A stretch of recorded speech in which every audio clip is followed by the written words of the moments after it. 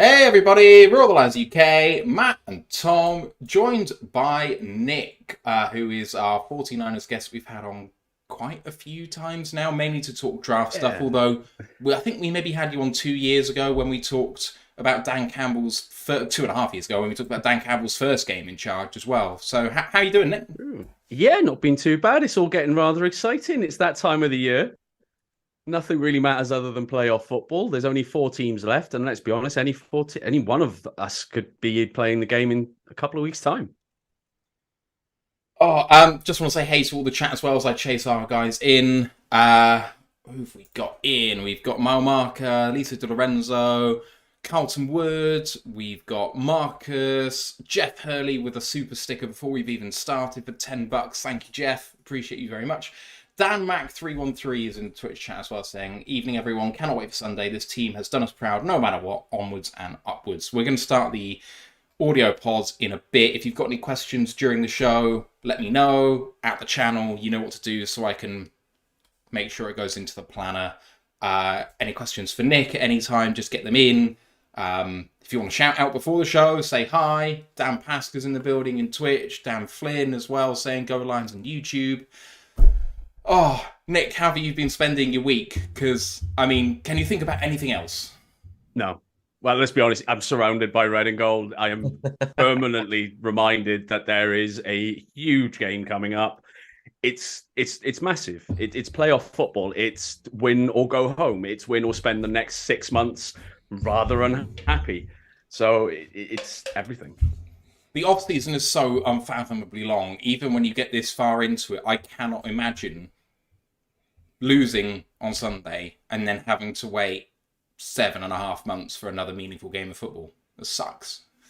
It's awful. It's shocking. I want to use words that would probably get us thrown off the air as to how awful it is during that time. And I am already really not looking forward to the off-season. Even if we win the Super Bowl, I can guarantee you the only thing we'll talk about will be Brock Purdy in 49er land. Yeah. That's all that'll happen. Should we replace him? Should we upgrade? It doesn't matter what he does. It'll happen. Oh, MVP candidate Brock Purdy. Yeah. Okay. How you doing, Steve?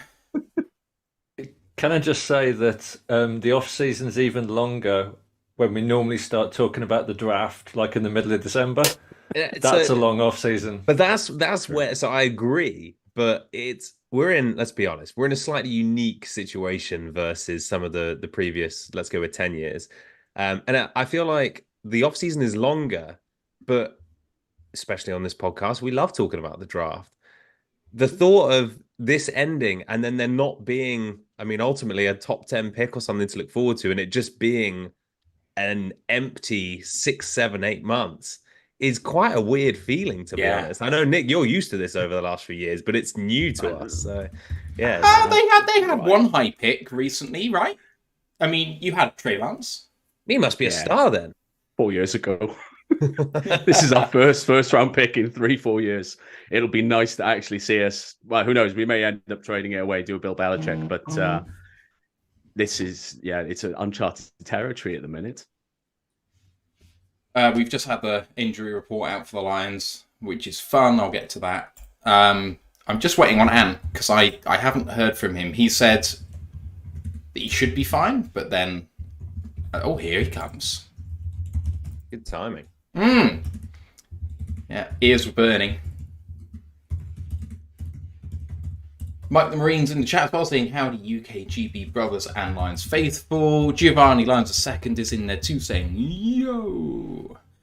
And Ken Stouder too saying, I'm going to try and watch the other league this NFL offseason, well, more than 2 weeks long. I can proudly say with my chest out, I did not watch an entire snap of XFL or USFL football, and I probably won't watch UFL because why would you do that?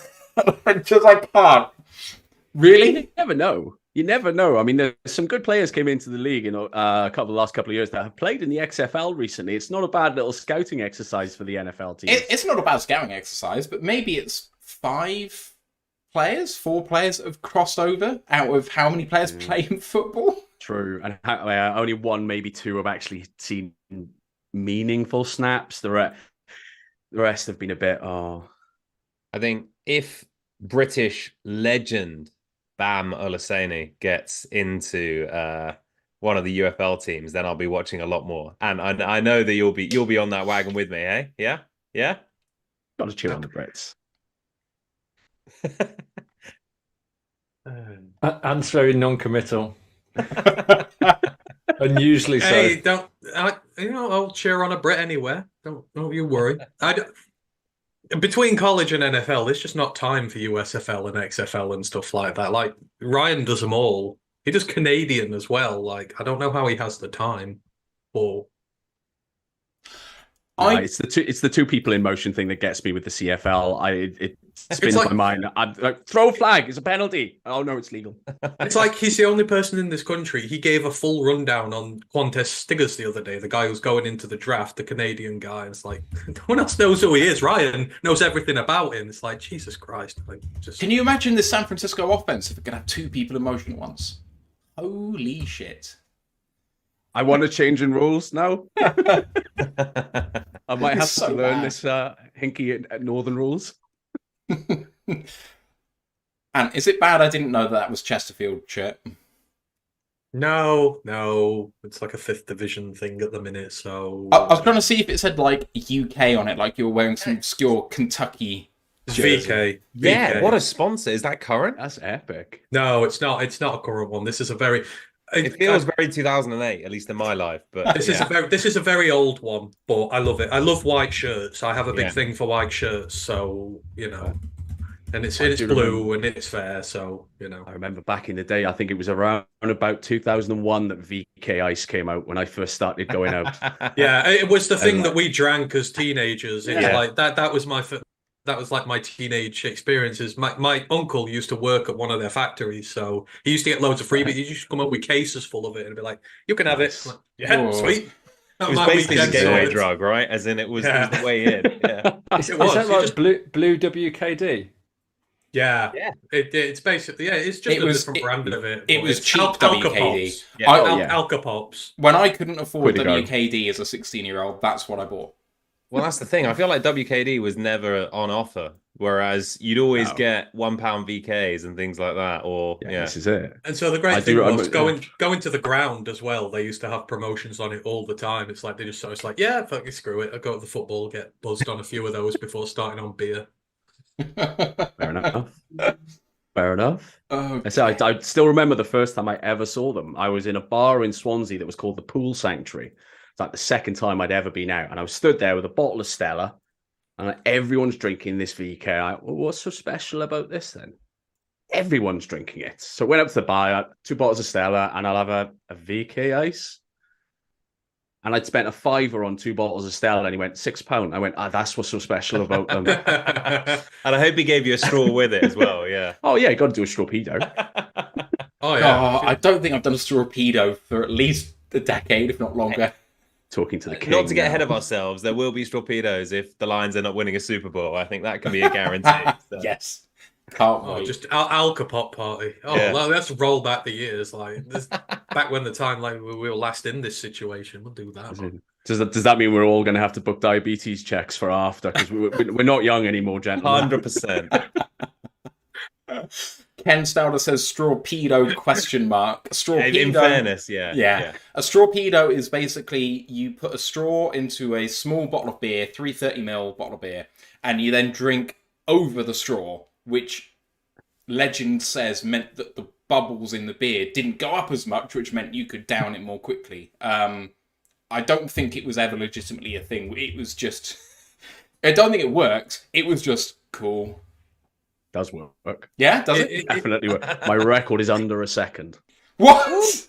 It's easy. Yeah, we used to do it. I used to work in another bar in Plymouth, and we used to have this thing where you could challenge the bar staff, and we were fairly good behind the bar. But what they would do is, right, you have to buy 2. You'll have one. I'll have one. But if you lose, you're paying for mine as well. So that's how we used to do it. I should do that with Jaeger bombs. That'd be awesome. Yeah, I'm there. Yeah. I might suggest that. I'll do that with Jaeger bombs. Just you'll not beat me there. I'll join you on that. I have an annual friends get together, which is bomb day. It's based purely around Jaeger bombs. So that's I'll join you on that. Oh, there we go. I feel like we're really bringing this down a level for this week, but I'm kind of here for it. I mean, we were celebrating, aren't we? Well, we will be on Sunday. We'll be celebrating like something nothing's ever happened before. So there's 28 other teams that aren't this happy.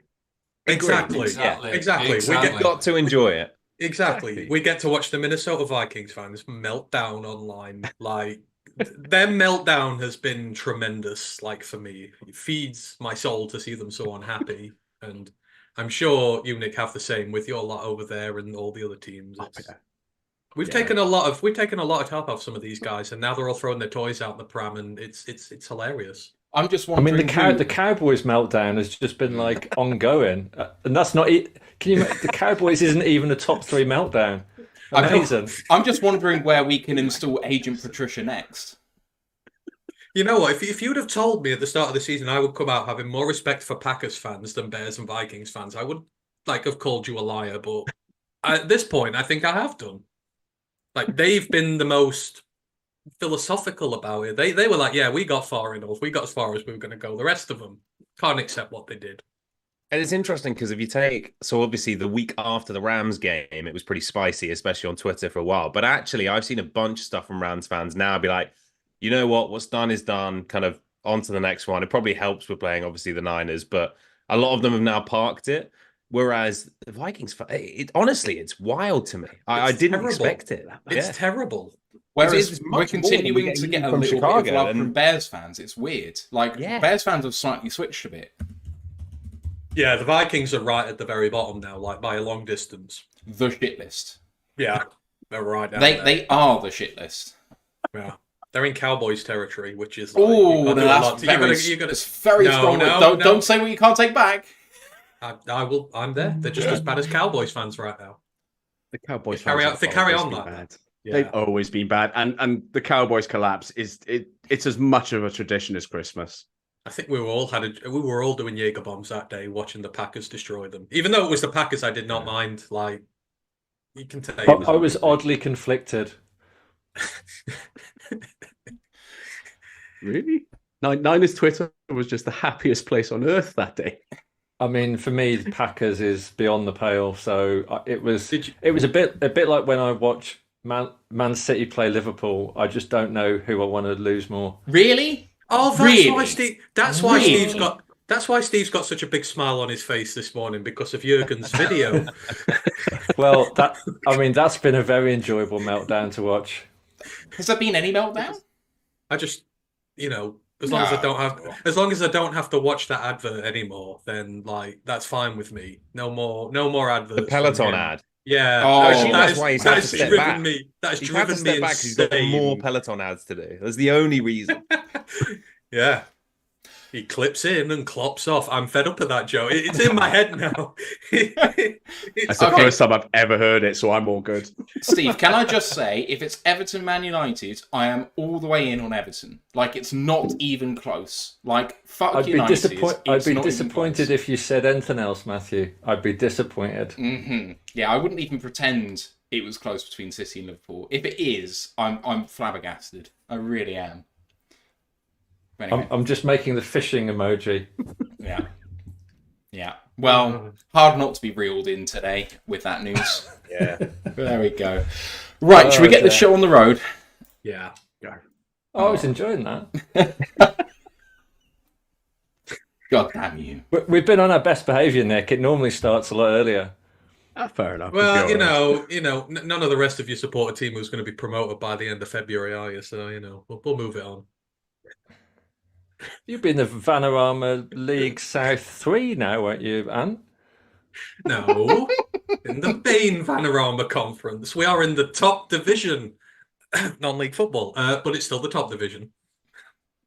Right, shall we leave this and get on with it? Okay. Recording in progress. Welcome to another edition of the Brew of the Lions UK podcast, episode 252.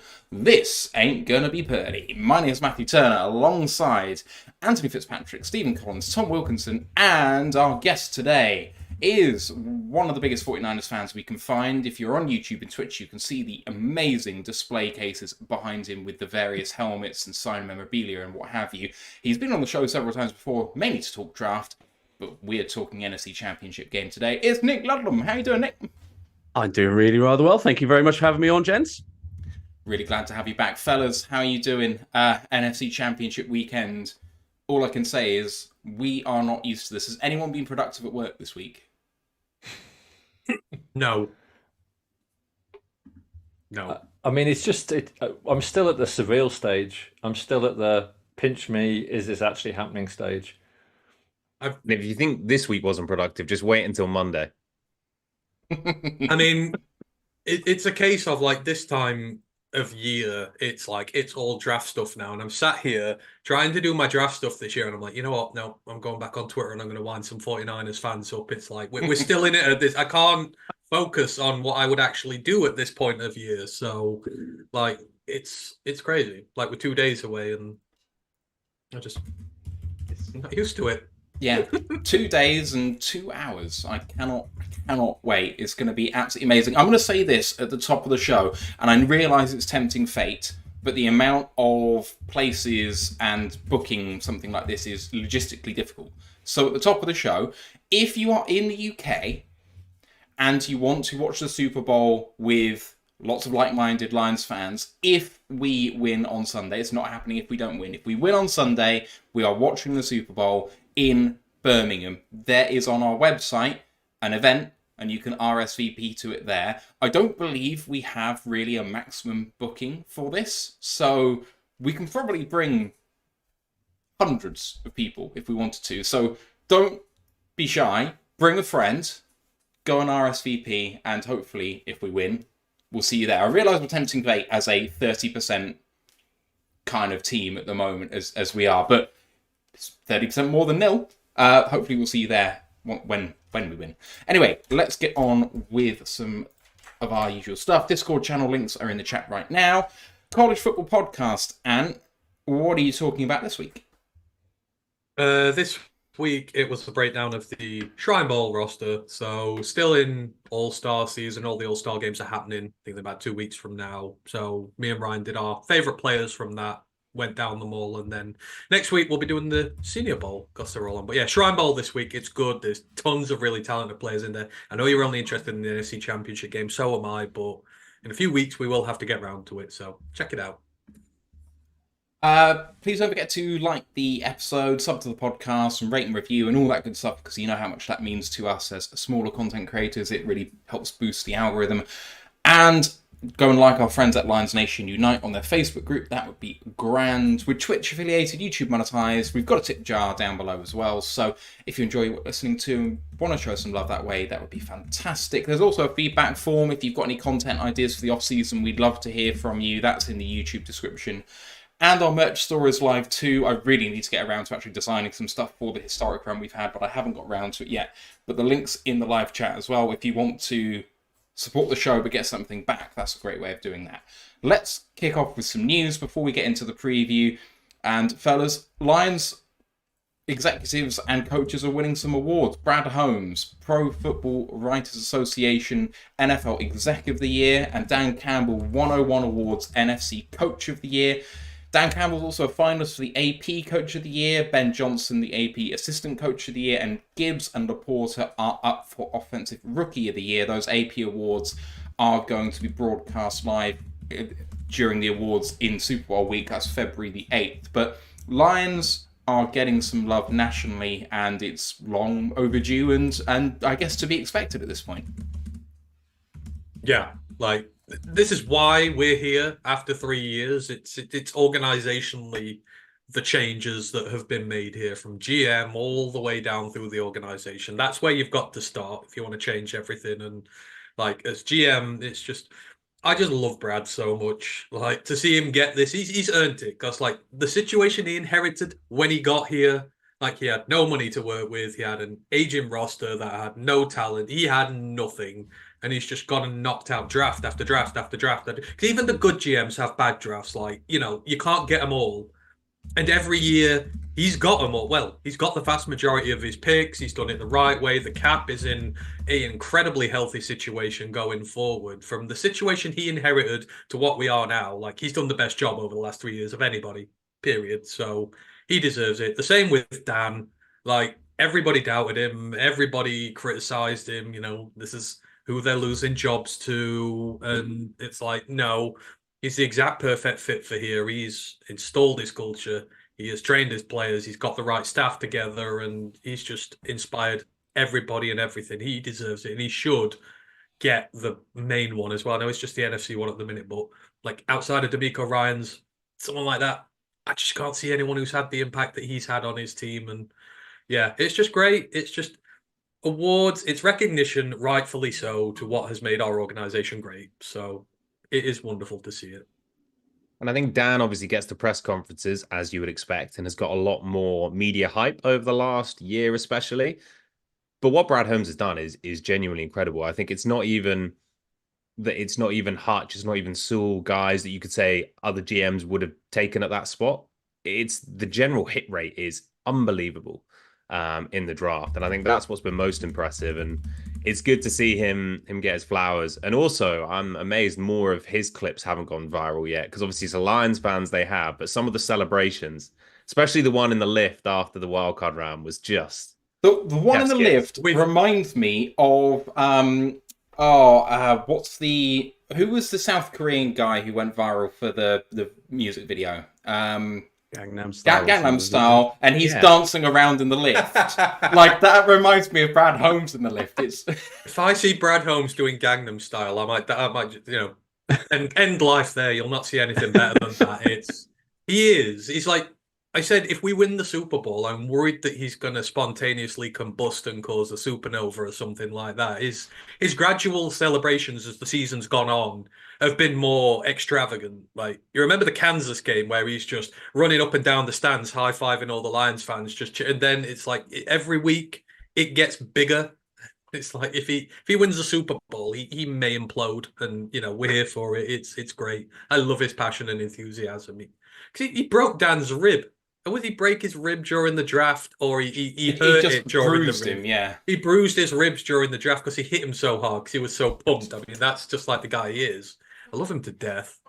I actually read somewhere this week, I can't remember where I read it, that apparently one of the biggest kind of like in locker room banter arguments is which of Brad's draft classes is the best. Yeah. Did anyone else read that? Yeah. Because Aline goes, obviously it's us. I'm like, everyone's like, oh, it's obviously our class. It's funny though. I mean, the players must know, you know, and I guess that's what's really helped with building the team and building the confidence is the players know that they're onto a good thing. Particularly like people like Decker who've been through the Matt Patricia years, but or you know, maybe people that have come from less successful franchises. Imagine saying that a couple of years ago. But you know, there's obviously they're not just building something short term. Like, it's not like this is a one-off season. They must know that they're onto a good thing, and that's really going to help us in free agency. Absolutely. Yeah, it's not just you guys that know this. This is seen outside by other fans of other organizations as well. This isn't a flash in the pan Lions team. This is a good Lions team.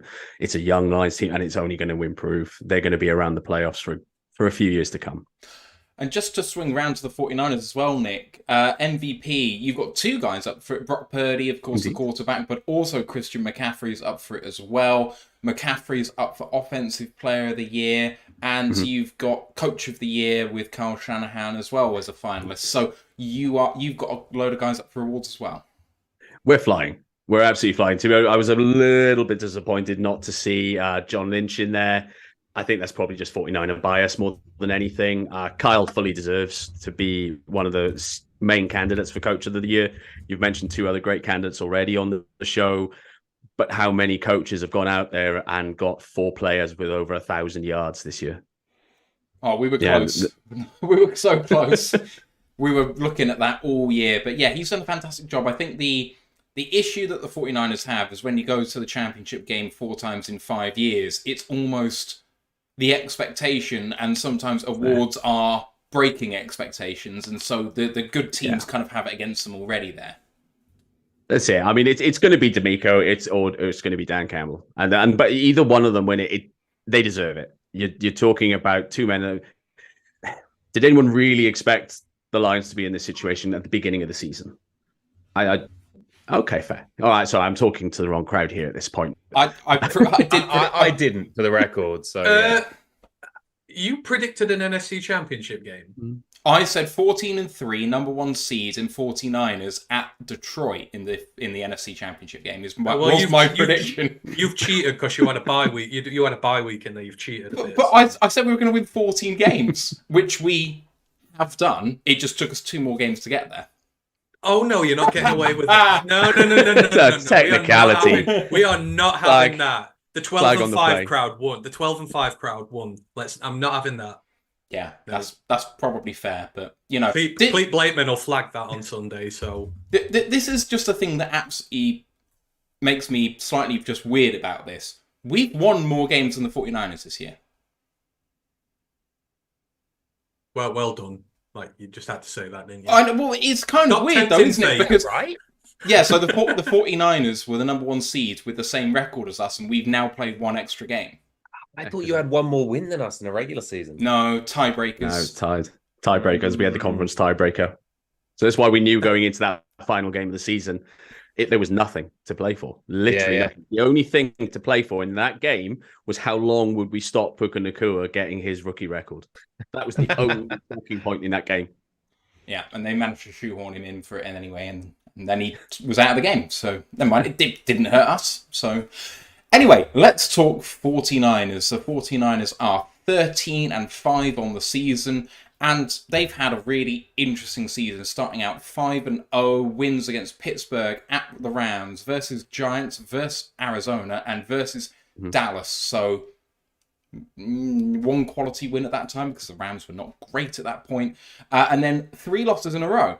2 at Cleveland, at Minnesota, and versus Cincinnati. But then they got back on board with 6 straight wins versus at Jacksonville, versus Tampa Bay, at Seattle, at Philadelphia, versus Seattle, and at Arizona, before going 2-2 down the stretch, losing to Baltimore, winning at Washington, losing versus the Rams, and then finally in the divisional round beating the Green Bay Packers. So it all seemed to come in kind of bursts for the 49ers this season. We'll talk about that in just a second.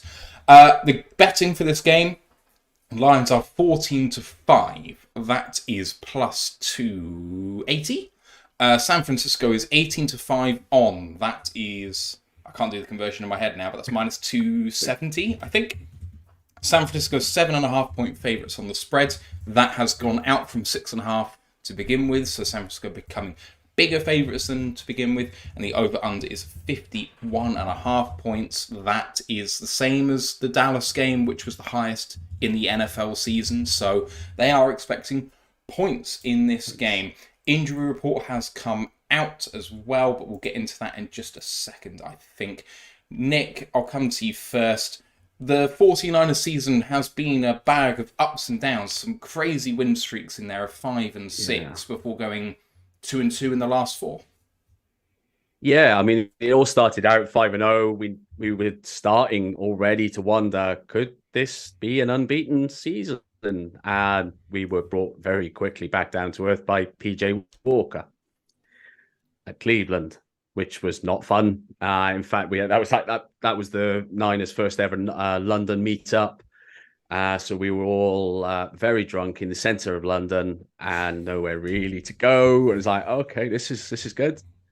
Never mind. Okay, the losses just kept coming at that point. It was starting to get a bit worrying. The bye week came at a perfect time. Absolutely perfect time. We managed to get some players back. We went to Jacksonville, and that was one of our more impressive games of the season, which is why I really wasn't worried about having that first round bye in the playoffs, having done so well against Jacksonville. I was actually out for the next game then against the Tampa Bay Bucks. went out for that one. That game we seemed to win at a canter. We didn't really have to get out of second or third gear. I was actually quite surprised the Bucks made the playoffs, considering how poor they were against us in Santa Clara. And then you had that mixed bag again, in and out. Christmas was ruined. Thanks, Ravens. That was an absolute blower. That was a real comeback down to earth, because I think they're going to beat the Chiefs. They'll be whoever wins from our game is going to end up playing the Ravens, and that is going to be like hell on earth, to be honest. That is not going to be easy. They have a fantastic team. You're preaching to the choir. They made it. Yeah, they blew both of us away. It really feels They're a like hell of a team. We were discussing this on our Discord channel, but it really feels like the only team that can beat Baltimore are Kansas City. That's the most likely team out of the three to win, and that if Kansas City do win, I would put the NFC favourites over Kansas City, but I don't think Baltimore will lose to either NFC team. So it's a really weird situation. I don't know if you agree. It's an odd. Whoever we end up sorry, that's a bit harsh, really, considering whose show I'm on. But if the Niners end up making it to the Super Bowl, we would be playing one of the two teams that have beaten us in both of our last Super Bowl appearances. Because the last time, obviously, we got smashed in the last 10 minutes by Patrick Mahomes, having been 10 points up. And the one before that would have been one of the worst evenings of my life, when we got beaten by the Ravens in the Harbaugh Bowl. So yeah, it's, it's one way. Revenge, I'm just praying for it either way. Boys, I'm going to go through the injury report and then the depth chart for the 49ers, and then we'll talk about the teams. So the Lions have brought out their injury report already. We're still waiting on the 49ers at the moment. Jonah Jackson and Khalif Raymond are out of this game, so no starting left guard. Coyote Awashika is primed and ready to go. Can he keep it to less than 10 pressures? He's hoping. Otherwise, Raymond is obviously still a big miss. He's missed 3 games in a row now. Hopefully he can come back in time for the Super Bowl if we get there, but let's see. Hendon Hooker is questionable with a tooth injury. How? I don't understand, but never mind. Otherwise, Chase Lucas is also questionable. He did not practice on Thursday with an illness and was limited today with the same problem. Otherwise, everyone's ready to go, including Anzalone, Houston, Laporta, Ragnow, and Reynolds. They should all be active. For the 49ers, we're still waiting on them. The big question is with Deebo Samuel. He obviously had his shoulder injury last week. He didn't practice Wednesday. He was limited on Thursday, so obviously trending in the right direction, but it remains to be seen what happened today. Other people who've been carrying injuries up to this is Eric Armstead, Dre Greenlaw, George Odom, Ambry Thomas, and Calla Davis. They were all full practice on Thursday, so no issues expected there. And otherwise, Nick Bosa and Trent Williams have been rested on Wednesday, but they'll be absolutely fine. Bad days. I actually haven't really looked at whether anyone has been injured on San Francisco's team so far. We did have one enter IR recently, and that's why Khalil Davis has been reactivated to the full-time roster. There we go. Otherwise, so the notable people I can see: Drake Jackson and Huafanga is the biggest. But there we go. Right, depth chart for San Francisco. Obviously, Brock Purdy's quarterback 1. He's up for MVP. Apart from one game, he's had an absolute hell of a season for the Mr. Irrelevant that seems like such a long time ago. Sam Darnold's QB2 and Brandon Allen QB3. Running backs, obviously a fantastic stable, but headed by the best of them all, Christian McCaffrey. Elijah Mitchell behind him and Jordan Mason at running back 3. Wide receivers, this could be the best group in the NFL, potentially. Deebo Samuel, Brandon Ayuk, Juwan Jennings, Ray McLeod, Chris Conley, and Ronnie Bell. Tight ends, you got George Kittle, followed up by Charlie Werner and Braden Willis. And don't overlook Kyle Juszczyk as well. Fullback. Starting 5 offensive linemen, Trent Williams, Aaron Banks, Jake Brendel, Spencer Burford, and Colton McKivitz. Backing them up, Jalen Moore, John Feliciano, Matt Pryor, and Ben Barch. And then on defense... Feliciano. Aha, thank you. Been starting all year. Why is ESPN letting me down? Screw you, He's had a ESPN. hell of a season, actually. Yeah, I saw him in the Green Bay game, so I probably should have twigged there. As We have just dropped the stream a little bit. There we go, we're back. Okay, starting defence. 4 down linemen are Chase Young, Eric Armstead, Javon Hargrave and Nick Bosa. They're backed up by Sebastian Joseph Day, Javon Kinlaw and Randy Gregory, with Kevin Givens, Robert Bill Jr. and Isaac Alarkin, I will say, backing them up.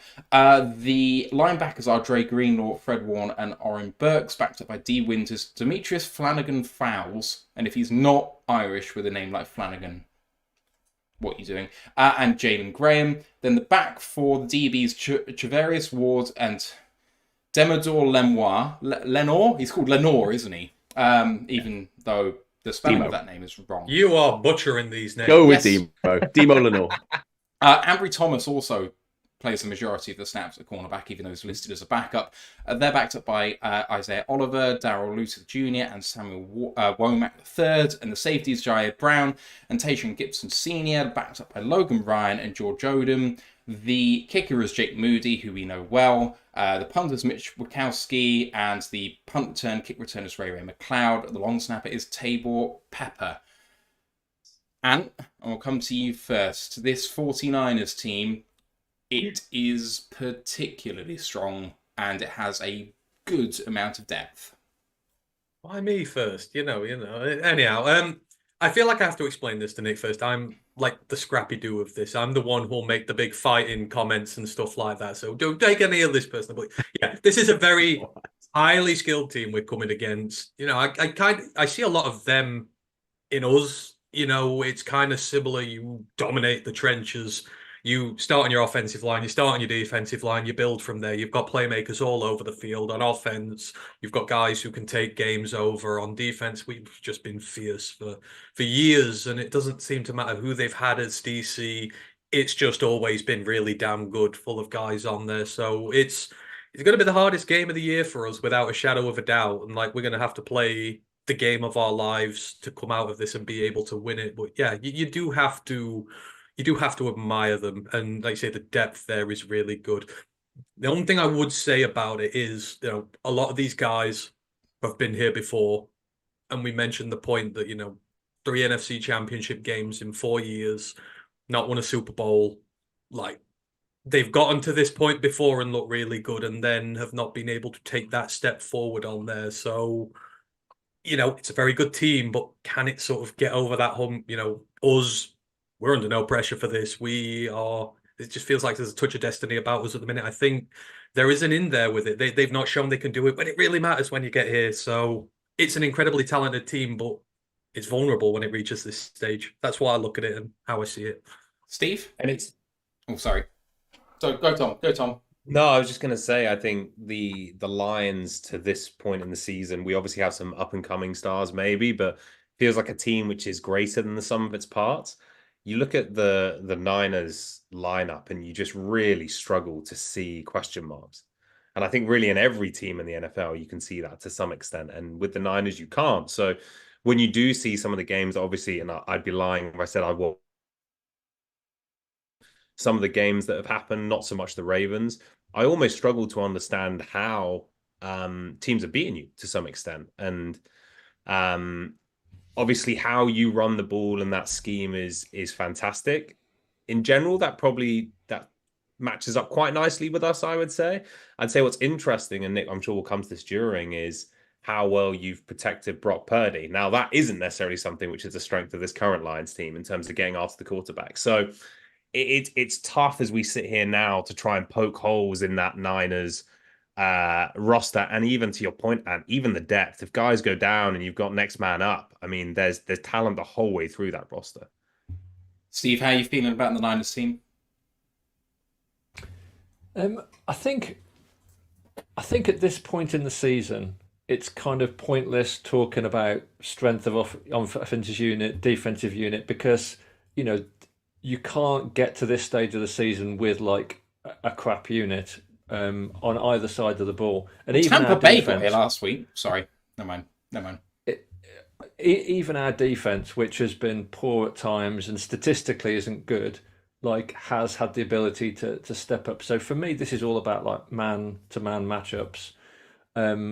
And I think because of the strength of our run defense, that's our one like in to the Niners. So for me, it's all about Brock Purdy, because if we can win some matchups in the trenches and get to Purdy, then I'm not sure that the Niners' normal kind of like steamroller run offense will do as much damage. So for me, that's kind of like the key matchup. Like, can Hutchinson, can Pascal?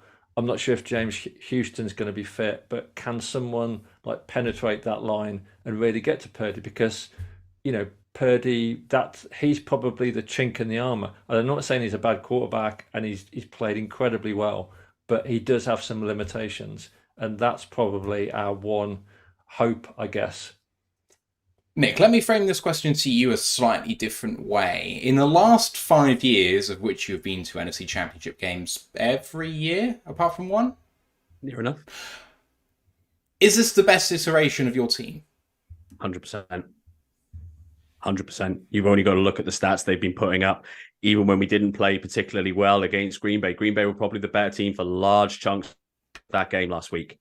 When it mattered, Brock Purdy went down the field and he led the team to a victory, and the defense stepped up. It wasn't one of our mega stars that is touted as all pro, doesn't get a lot of attention. Dre Greenlaw steps up 2 interceptions. The entire defensive unit limits Jordan Love on the final 4 drives. He had 12 passing attempts, only completed 6. 30 yards, 2 interceptions, no touchdowns, and that's us playing badly. This is a hell of a defense. The only way I see us losing this game is through the run game, because our run defense really should be very good with Javon Hargrave and Arik Armstead in the middle. It should be really good, and it's not. It's been poor. It's been poor at best. Teams have run on us for fun, and we're up against the best running back tandem in the league. We've got CMC. He's Aaron absolutely Jones fantastic. had a really good game against you. Aaron Jones, really showed up some of the holes. Yeah. He did. That's there to be exploited all the way. I mean, as far as obviously you've got your run defense, the interesting thing will be to see how well that Lions defensive line can shift side to side when it comes to those motions, when you've got those end arounds. Because even if Debo doesn't play a great deal of snaps, just having him on the line is going to force your linebackers forward. It's going to force all of your corners, your safeties towards the ball, because you never know what Debo's going to do, which is just going to open it up long. You've got Brandon Ayuk, who very quietly has had an absolutely phenomenal season, ranked 30th for targets of all wide receivers.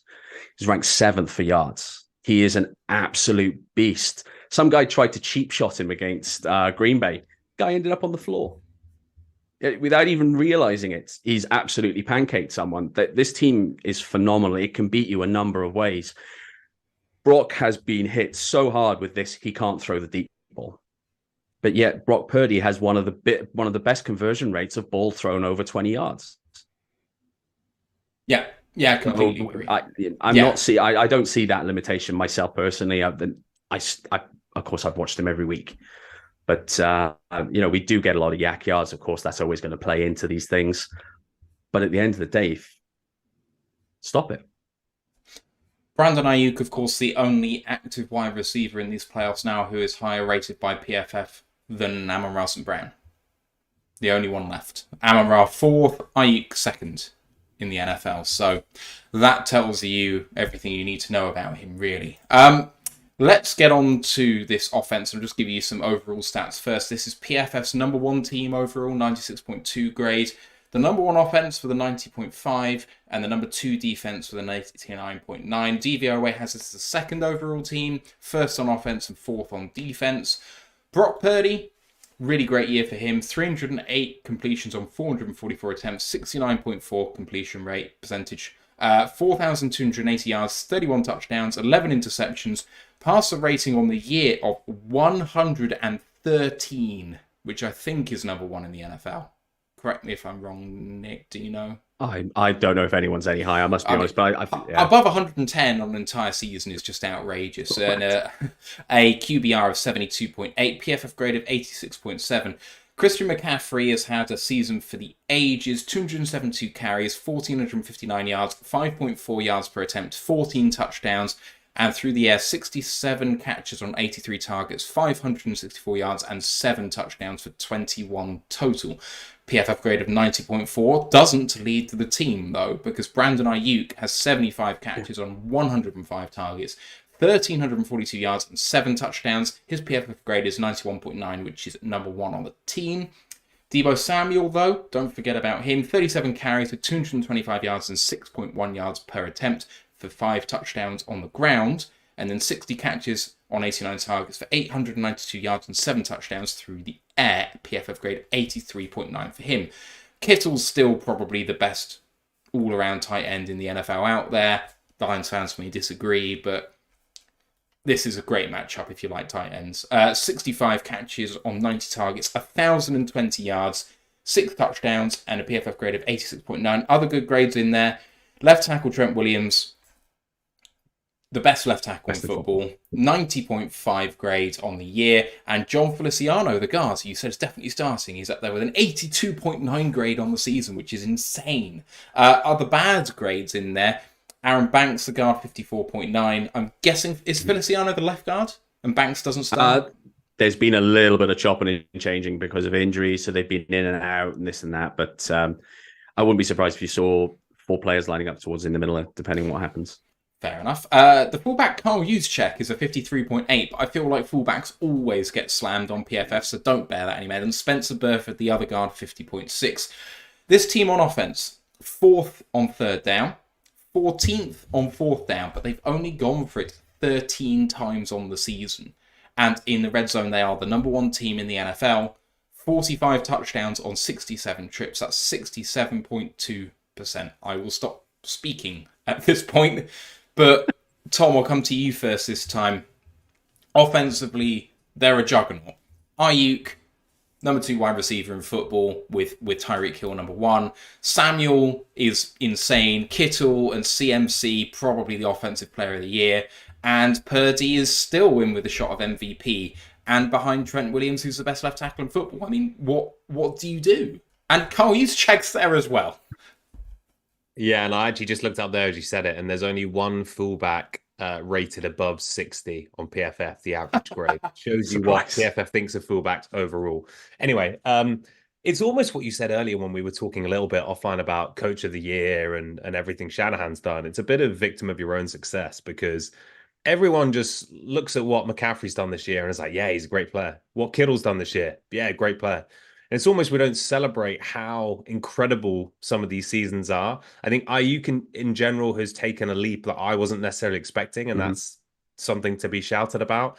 Purdy's always going to be a storyline, at least for the next couple of years, until everyone gets comfortable with what he is, what he isn't.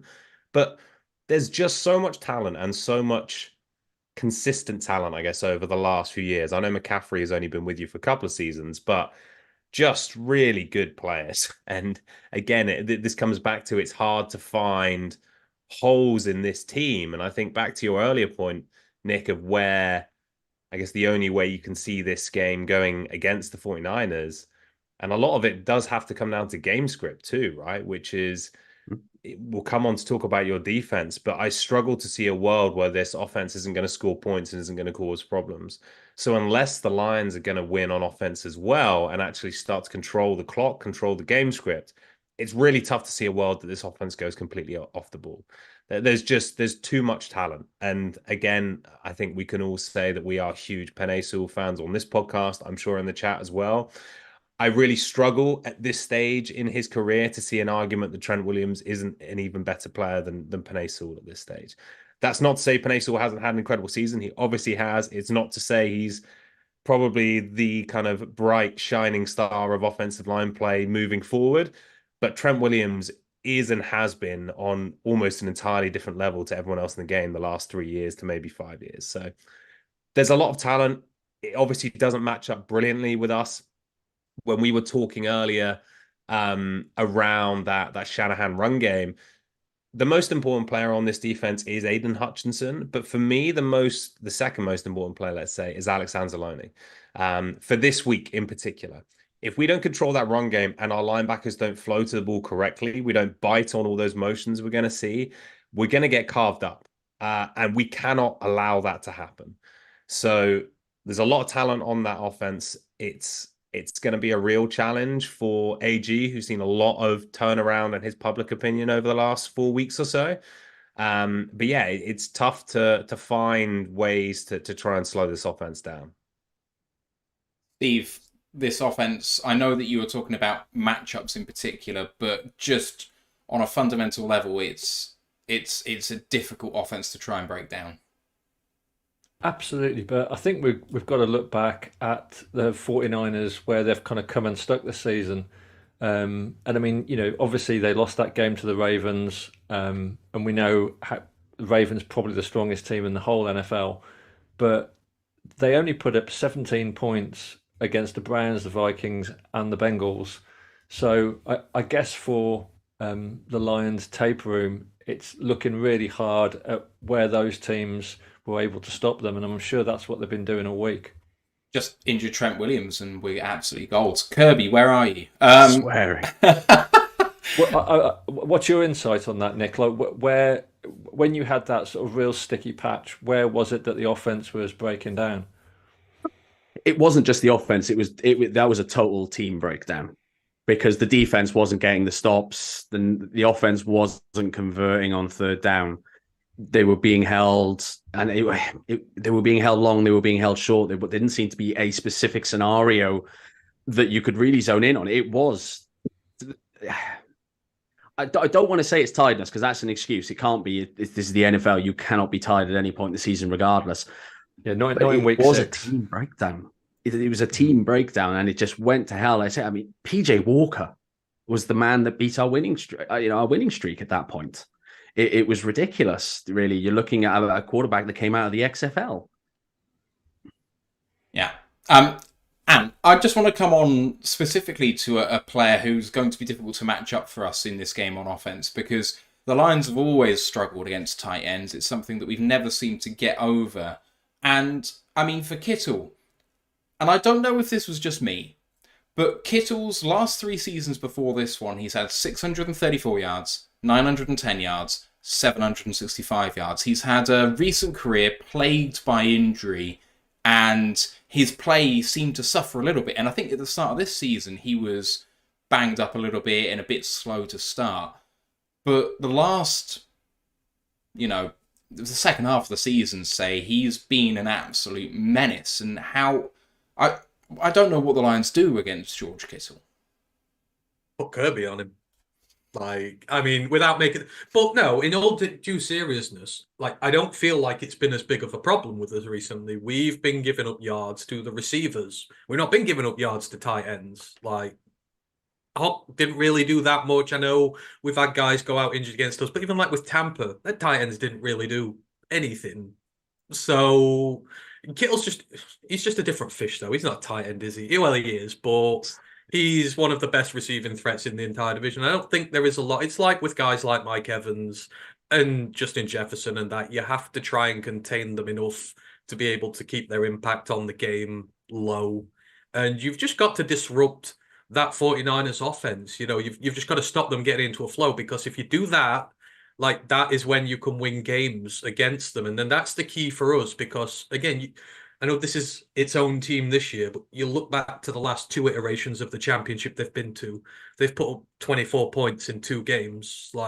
Last year, the Eagles knocked Purdy out, and everything collapsed around them. Even with CMC, everything collapsed around it. And you just take one cog out of Shanahan's system, and it breaks. The Rams did it. Passed a load on them. They both won time of possession big time. It was 38 minutes and 36 minutes. You're getting 10, 12 minutes on the field more than them. You wear that defense down. The Packers did it in the divisional game. First drive was 8 minutes?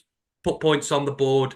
That is how you do it. And then you just slowly take that offense apart. They've come up against 2 really good defensive lines in the last 2 NFC championship games, and the offense hasn't done it. And that's what I mean. When you keep getting to this stage and you can't take a step further, teams figure something out by this point as how you can go out and do it. So with us, our D-line's in the form of its life at the minute. Every one of them. Aiden he's playing hotter than Nick Bosa right now. And that is, that's a fact. That is not me being biased. He is out there. Aleem's playing well. The entire line is doing its job. If it can stop the run, pull that little cog out the system, then, we've got a chance of being able to do this. And man for man, we can match up. So yeah, they're going to hit us. Kittle's going to hit us. Samuel's going to hit us. But we've given up so much yardage. Our red zone defense is great. It's been really good recently. You keep them to field goals, you turn over on downs. That's how you do it. But the 49ers have shown weaknesses in these games before, and it matches up for us. Nick, and I think just going back to that, you said about where we're giving up yards. We're not giving up yards to running backs or tight ends or even to receivers as a group. We're giving up yards to a wide receiver one. I think we gave up 600 yards in 3 weeks to Puka Nacua, Justin Jefferson, and Mike Evans. On the Cowboys.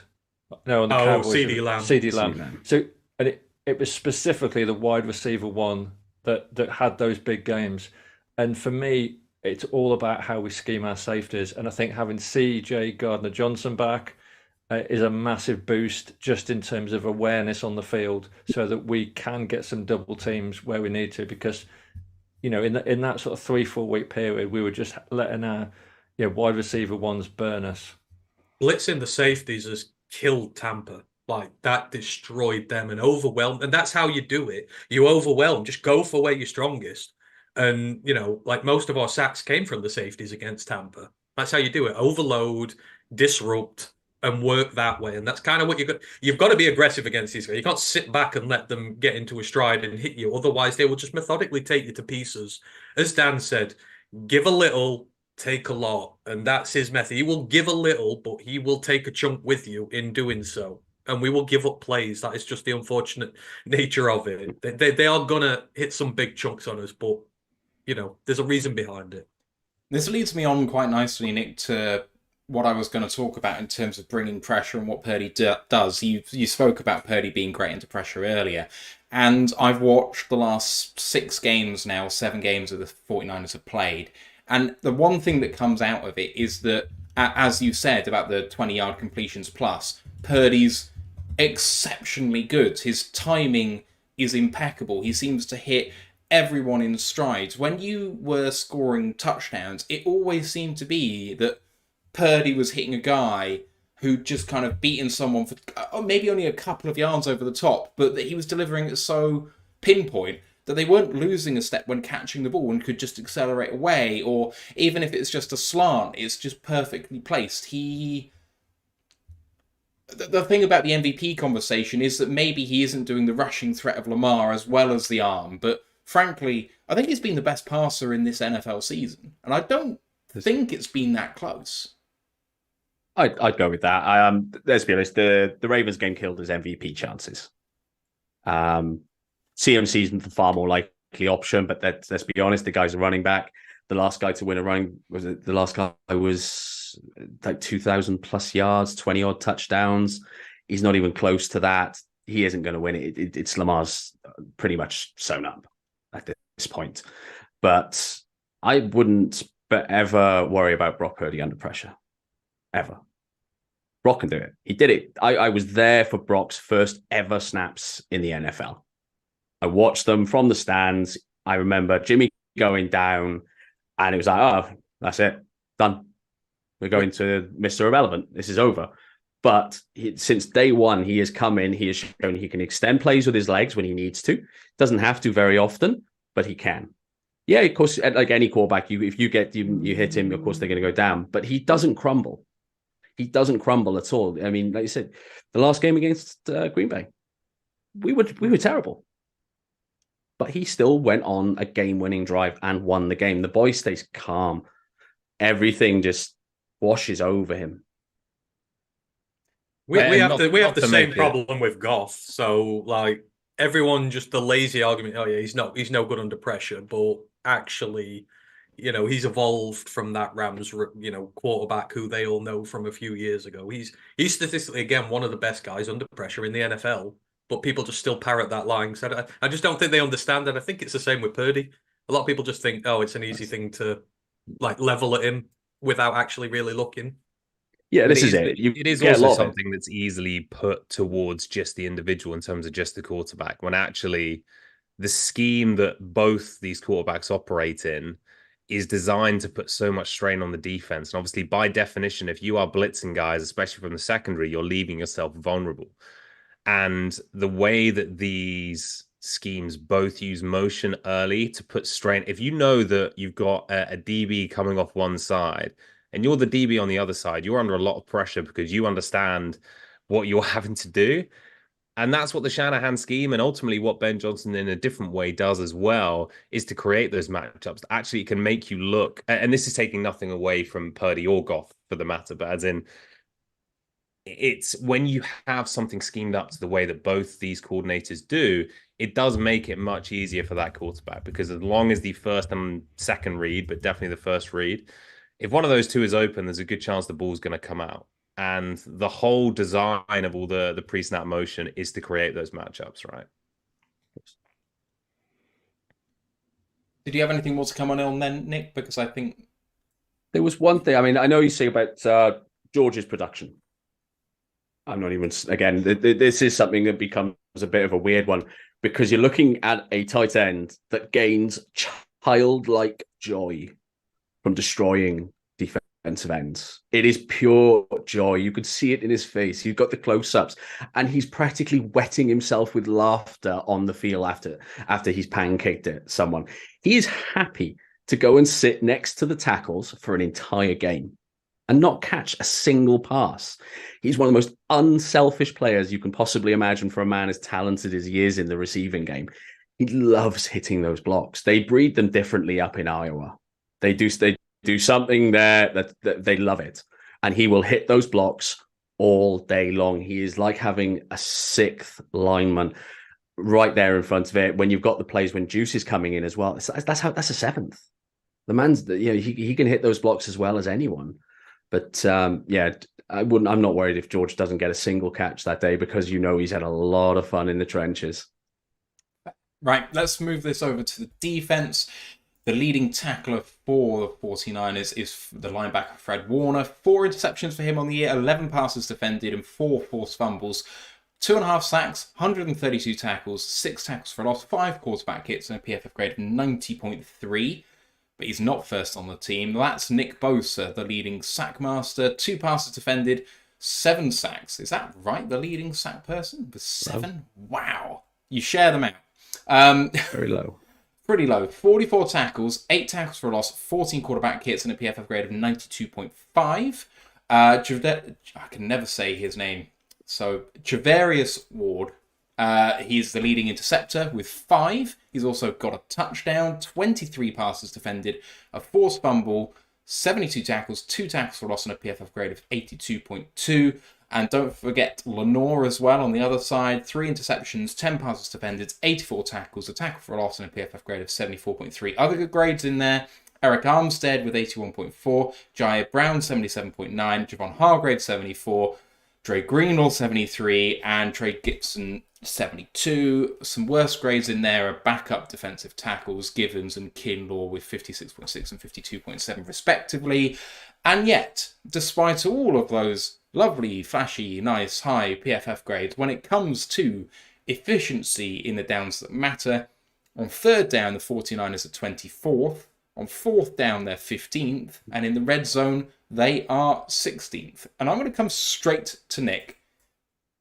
This defense is fantastic. You'd spoken about that earlier. It creates havoc. And yet, defending the run seems to be a problem. And that really seems to hurt you when things matters most. Huge. Yeah, it's an enormous problem. Absolutely enormous. And it shouldn't be.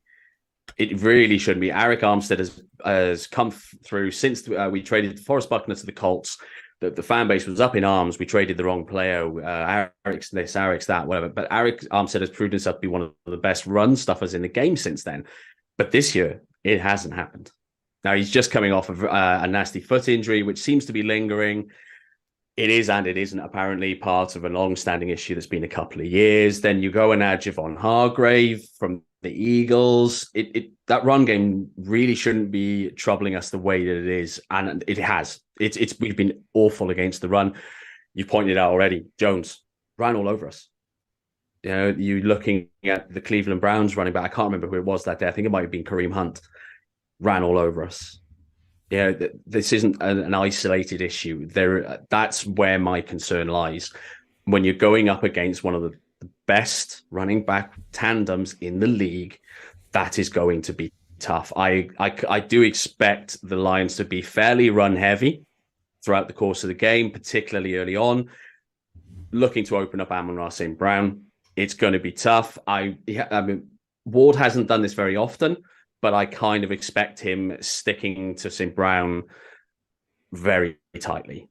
He has, on the odd occasion, followed that WR1 and locked him down. He's obviously done well. He's an all-pro, first-team all-pro. You don't get those nods without being a great player. But it is concerning on that run game. It's a really big concern, even not just for this game, potentially for a Super Bowl against the two best running quarterbacks in the league. That's an enormous concern for us. But they're getting pressures. Like I say, the sacks, they haven't been translating at all this year. They just haven't. Nick Bosa held out in the offseason, getting his new contract sorted. He did have a bit of a slow start, but then he is getting pressure. He is there. He's affecting the quarterback. He's forcing the quarterback outside the pocket. When you look at when Green Bay broke down entirely last week, it was because they were forcing Love outside the pocket to make these errant throws. And lo and behold, Dre Greenlaw comes up, as well as Fred Warner. I will hear nothing else. Fred Warner is the best linebacker in football. There is nobody even close. It is just ridiculous. That man can play in coverage. He hits those gaps in the center, and he is an absolute beast. Players go backwards every time, no matter how big they are. But Dre has come up absolute trumps for us. I've never screamed for one of my own players to go down so much as I did last week.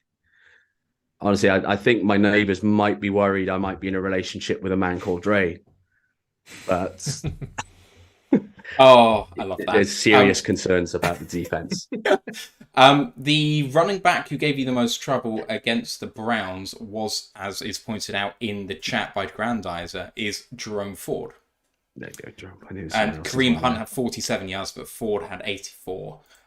Steve, going to pivot a little bit here because you've talked about the run defense already for the 49ers, but the Lions, more often than not, while the run game has been a really effective part of what they've done, the Lions have often won games with the passing attack. It's been a top 5 unit for the last couple of years. And you're talking about one of the best pass defenses in football. If you have a look at how they are in coverage with Warner and Ward and Lenore and everyone back there, it seems to be just that they're incredibly sticky in coverage, and the Lions are going to have trouble moving the ball in the air potentially, or are they? Do you agree? I think not. As you know, I've been sort of fairly down on our defense for most of the season, but I think what's become apparent is that our offense, there's just so many options for Goff. Because you've obviously got, as Nick was saying, I mean, David Montgomery has been a revelation. I was quite skeptical when we signed him, and he seems to have transformed into a completely different player, someone that's got like an extra gear in him. And obviously Gibbs is just so dangerous. Once he gets into stride, we've seen what he can do to opposing sort of safeties and linebackers. But then you've also got Laporta, who's obviously had like a record-setting year. St. Brown, who's just an absolute stud. And then you've got people like Josh Reynolds, who can just come out of nowhere and, score vital points or make receptions. And you've got, Jameson Williams, who is the kind of wild card who we've just seen is getting better and better and better and can, take the top off any defense. So think of all those options. And we've got the trick plays. And I'm not sure whether Zach Ertz will get a start, but I'm sure they're dreaming up some, they're scheming up some little fancy plays for him to pull off when we need to. So for me, that's like a really big weaponry.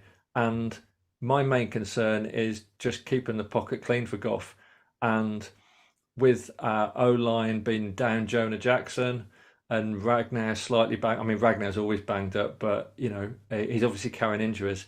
For me, it's all about if we can keep the pocket clean for Goff, I think we're more than a match for the Niners secondary. I don't know if Nick, you've been watching tape or watching some of our games and have got a similar impression, or whether I'm like over egging it.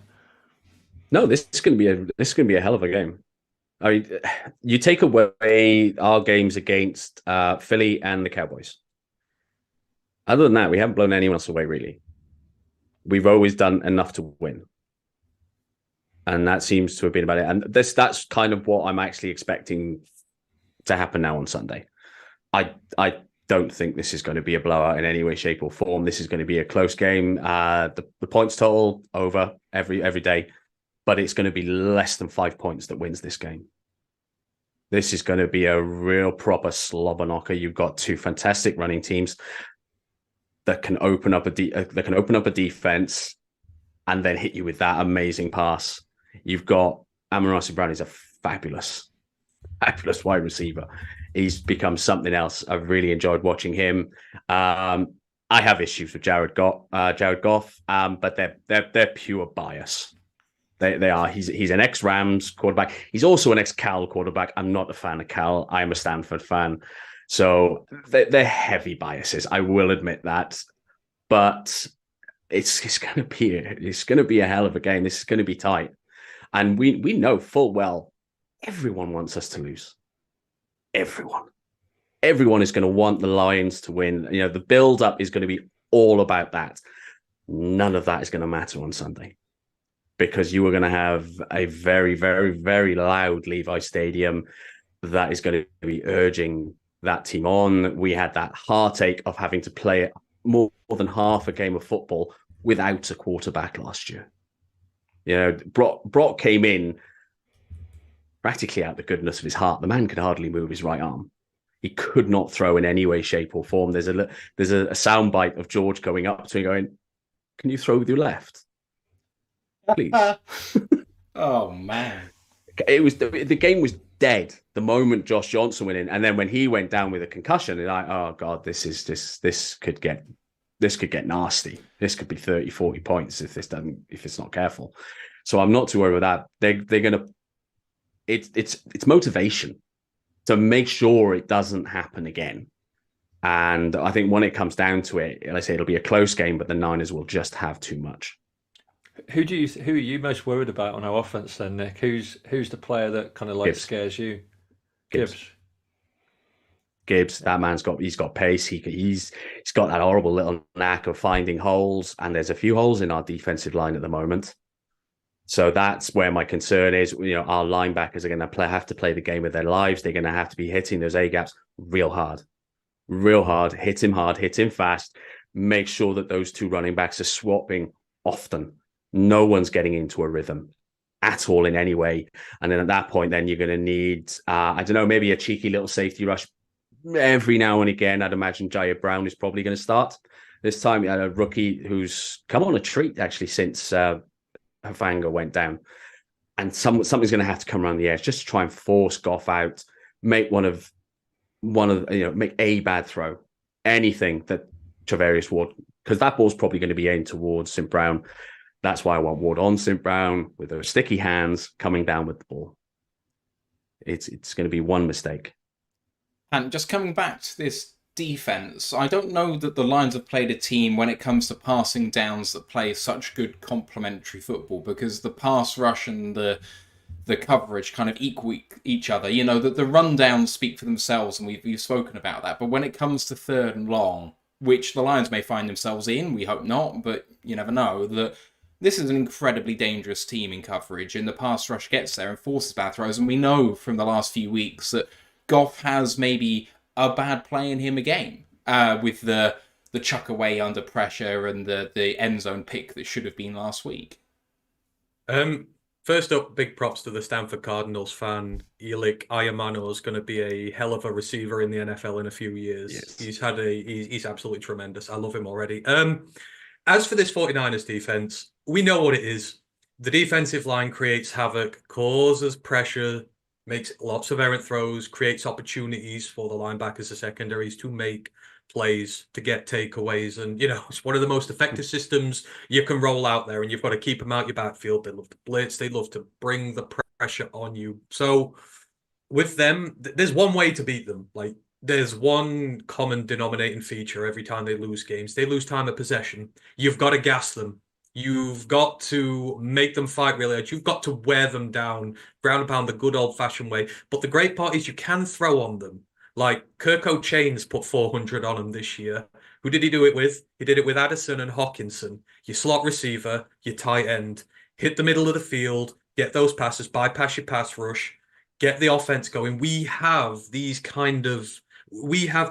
next-level players who are able to do that. We have these similar sort of weapons, so it can be done.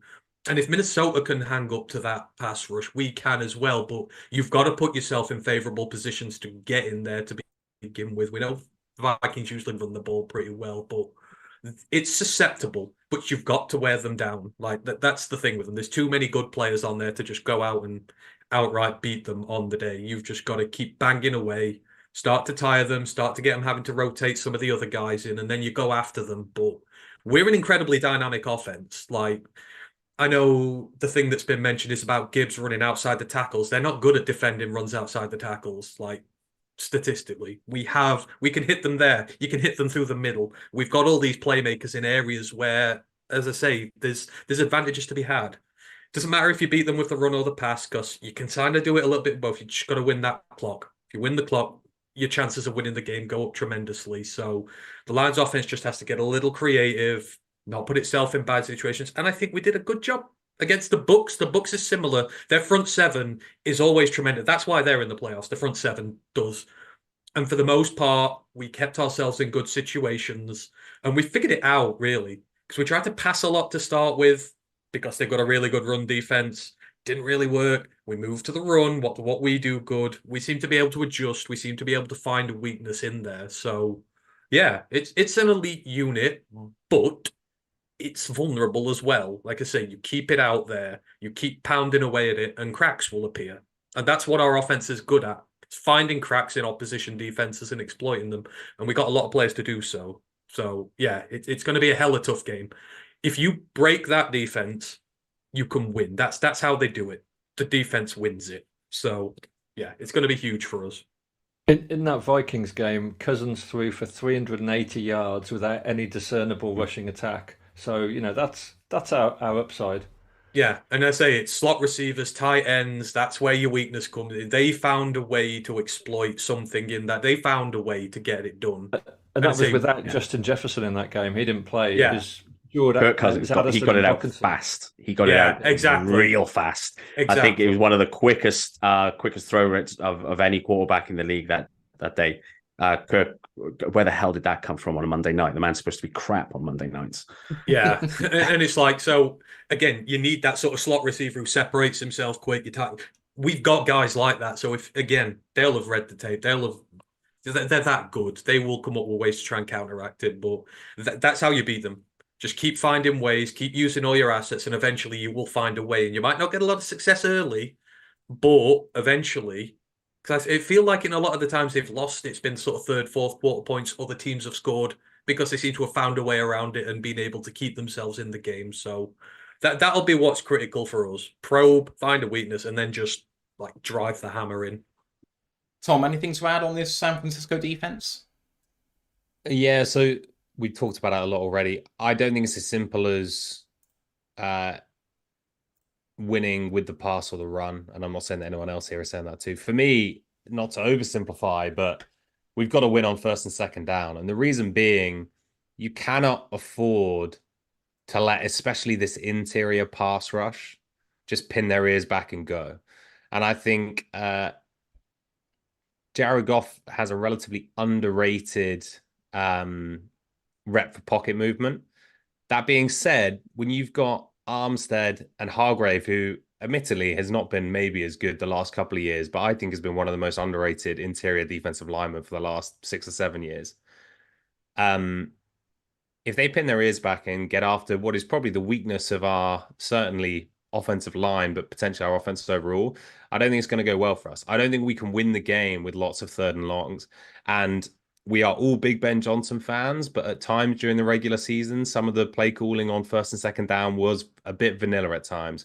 We can't afford to let that happen. And I think it works the other side of the ball as well, is we need to win first and second down on offense, and we need to win third down on defense. And it sounds slightly cliched, but if we think back to where the Lions have succeeded this year and failed this year, a lot of it comes down to that. And I only think it's accentuated when you play a team which has this depth of talent. And the way they are lined up, especially with that defense, if we aren't moving the ball on first and second down and we end in, it's not even third and longs, it's 3rd and 5, 3rd and 6. That's not snaps I want. We need to be controlling those first and second downs. So that's the biggest thing for me. I feel like whether it's the run or the pass, and I didn't watch that Vikings game, I can't tell you how they controlled the clock. I think if we are moving the ball early and we are getting kind of second and mid, second and shorts, third and shorts, I think we got a great chance to make this a brilliant game. If we don't move the ball on first down specifically, we become slightly more one-dimensional. You can't have Jahmyr Gibbs in the background on 3rd and 9 and expect him to be getting first downs again and again, however kind of fantastic a playmaker he is. So for me, that's what it comes down to. It's win on first down and just don't give this San Francisco defense a chance on 3rd and 8 to pin their ears back and go after Jared Goff. Yeah, Ant's just put it in the chat and it's in our Discord as well. But Debo practiced today. He is going to be active by the look of it, although the question is whether his shoulder can take a heavy amount of contact. So basically, hit him is the order of the day. There's no way he was going to take all that jip from CJ and not play. No. Yeah, like, it's his pride at stake here. It was never a question of whether he'd play or not. It's like he's not going to let CJ come to the stadium and start getting the big one because he's on the sideline in clothes. So, yeah. What are they like against special teams? Your team, Nick? Because we love the all good trick play and stuff in there. It's Well, we go back and forth with this because sometimes it can be pure poo emoji, but then there's other times where it can go out there and win us the game. It not the season just gone, but the season before, it beat Green Bay. It literally beat Green Bay. And that was a terrific win, by the way. We appreciate that. Like, they were so cocky going into that. That was something else. That was absolutely unreal. I've never cheered a blocked kick so much in all my life. Yeah. And then just looking around, Hafagas looking for the ball. I'm like, Packers special teams tend to beat themselves. I was about to say, because they had a block kick last week, which effectively won the game as well. So I just wanted to get on to the Packers game, actually, very briefly, because I've got a load of notes, but they're all a bit useless, I think. At the end of the day, I watched that game and I thought, well, we've got a great chance here, because if Purdy plays like this, then you should be winning. And yet, we know that Purdy has small hands, not unlike our own quarterback. And, that he really just struggled in the rain. Or do you see it another way, or was that really just what happened? No, he did. I mean, he started the game with the glove, obviously didn't like it. The rain was starting and stopping. I was texting a friend who was there, and she said it was horrible. But then she's from California, so she thinks like 20 degrees Celsius is cold. It's like, no, I'm Welsh. That's sunbathing weather. What are you talking about? That's nice. And of course, the weather for this game is sunny and 21.5 degrees, so no trouble.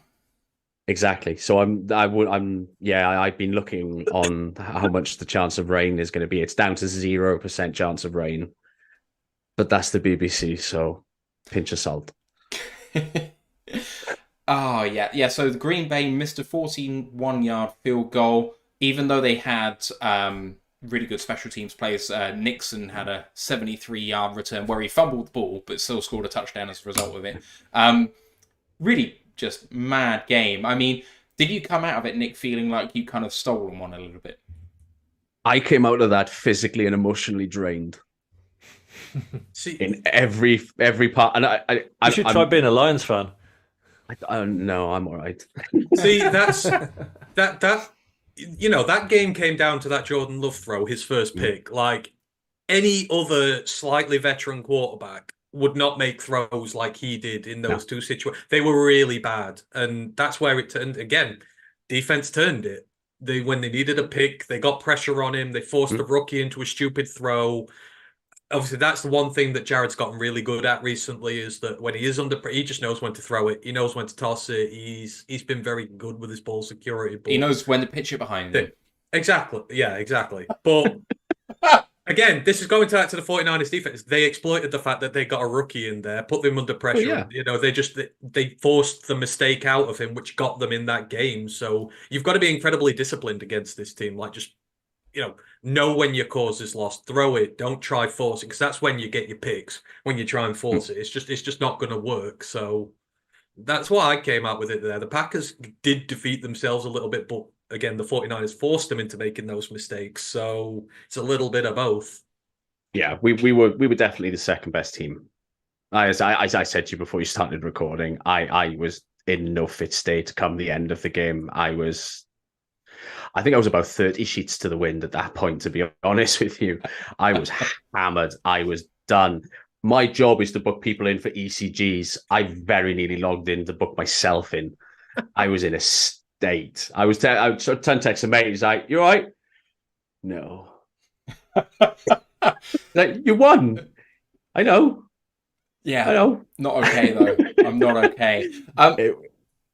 Nick, I want to come on to a matchup that we haven't really spoken about with you in terms of how you feel about the Lions, because a lot of what you focused on is the Lions offense. And we actually had a question from Brent DeWitt talking about a particular player on the Lions defensive line who is getting a little bit of buzz nationally, maybe for the first time in his career, which is Aleem McNeil, our defensive tackle. And I don't know if you know a huge amount about him, but your run game is obviously fantastically dynamic.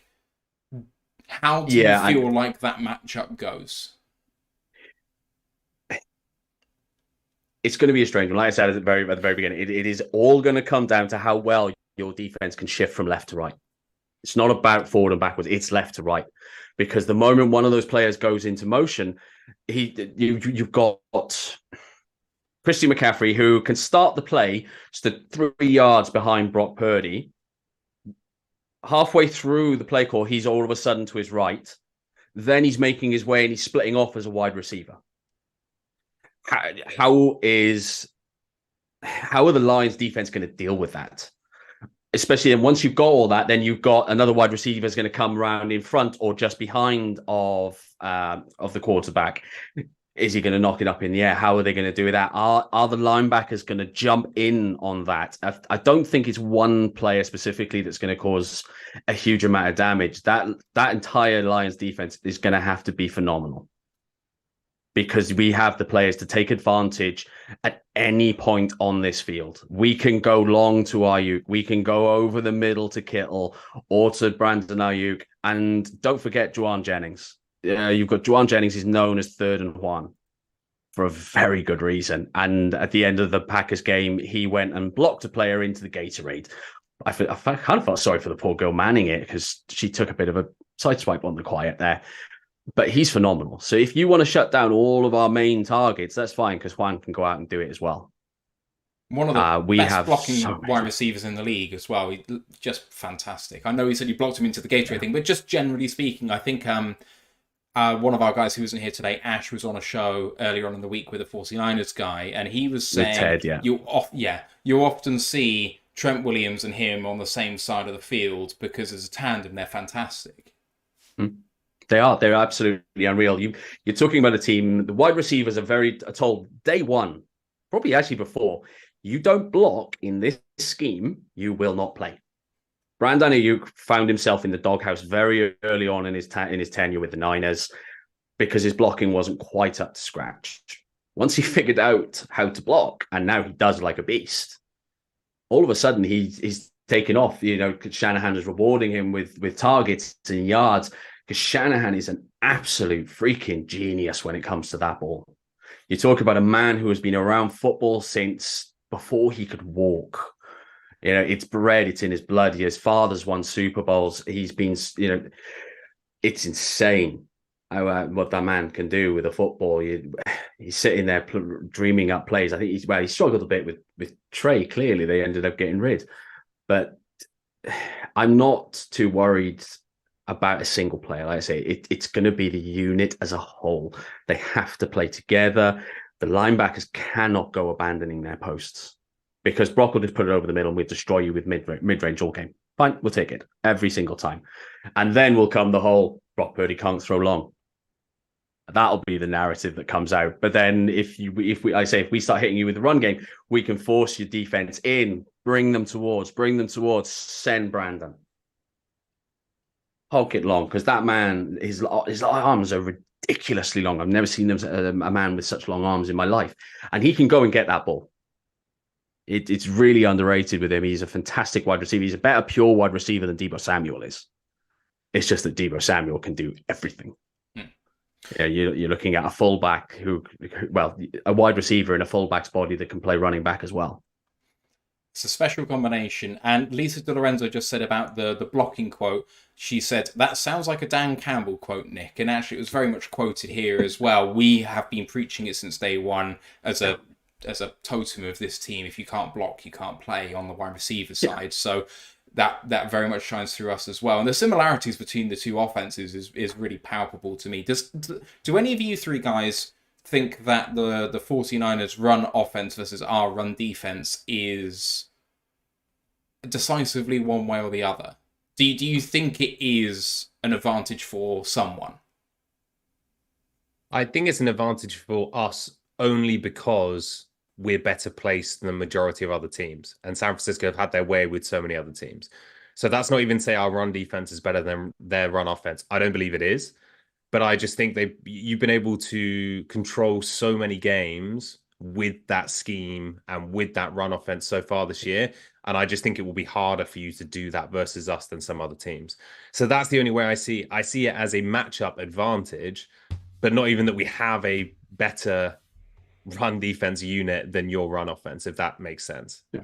So Tom's right here in that we just have far too big a sample size this year of the run defense being good. Like, not one single rusher has more than 70 yards on us this year. And that is over however many, nearly 20 games now. And CMC is not the only great running back in the NFL who we come up against. He's a really good one, but we have to take the sample sizes. I think we've come up against some fantastic offensive lines. We've come up against some fantastic running backs. And every time we've found a way to keep them in check.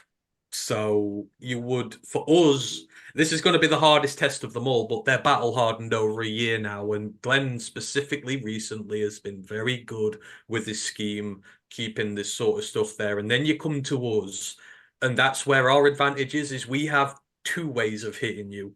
Like, we can run it through the middle, or we can hit the edge, because we've got two specific guys to do it. And if one way doesn't work on a day, we just go with the other guy. So it's close, like on both sides of the ball. But I just, you don't say it often against these guys, but I think we have a little bit more versatility there if the main way doesn't work. But when you don't give up a single 70-yard rusher an entire season, that's a good sample size enough to say you're pretty confident that the guys can go out there and do their job, especially as we've got our stud DT in now.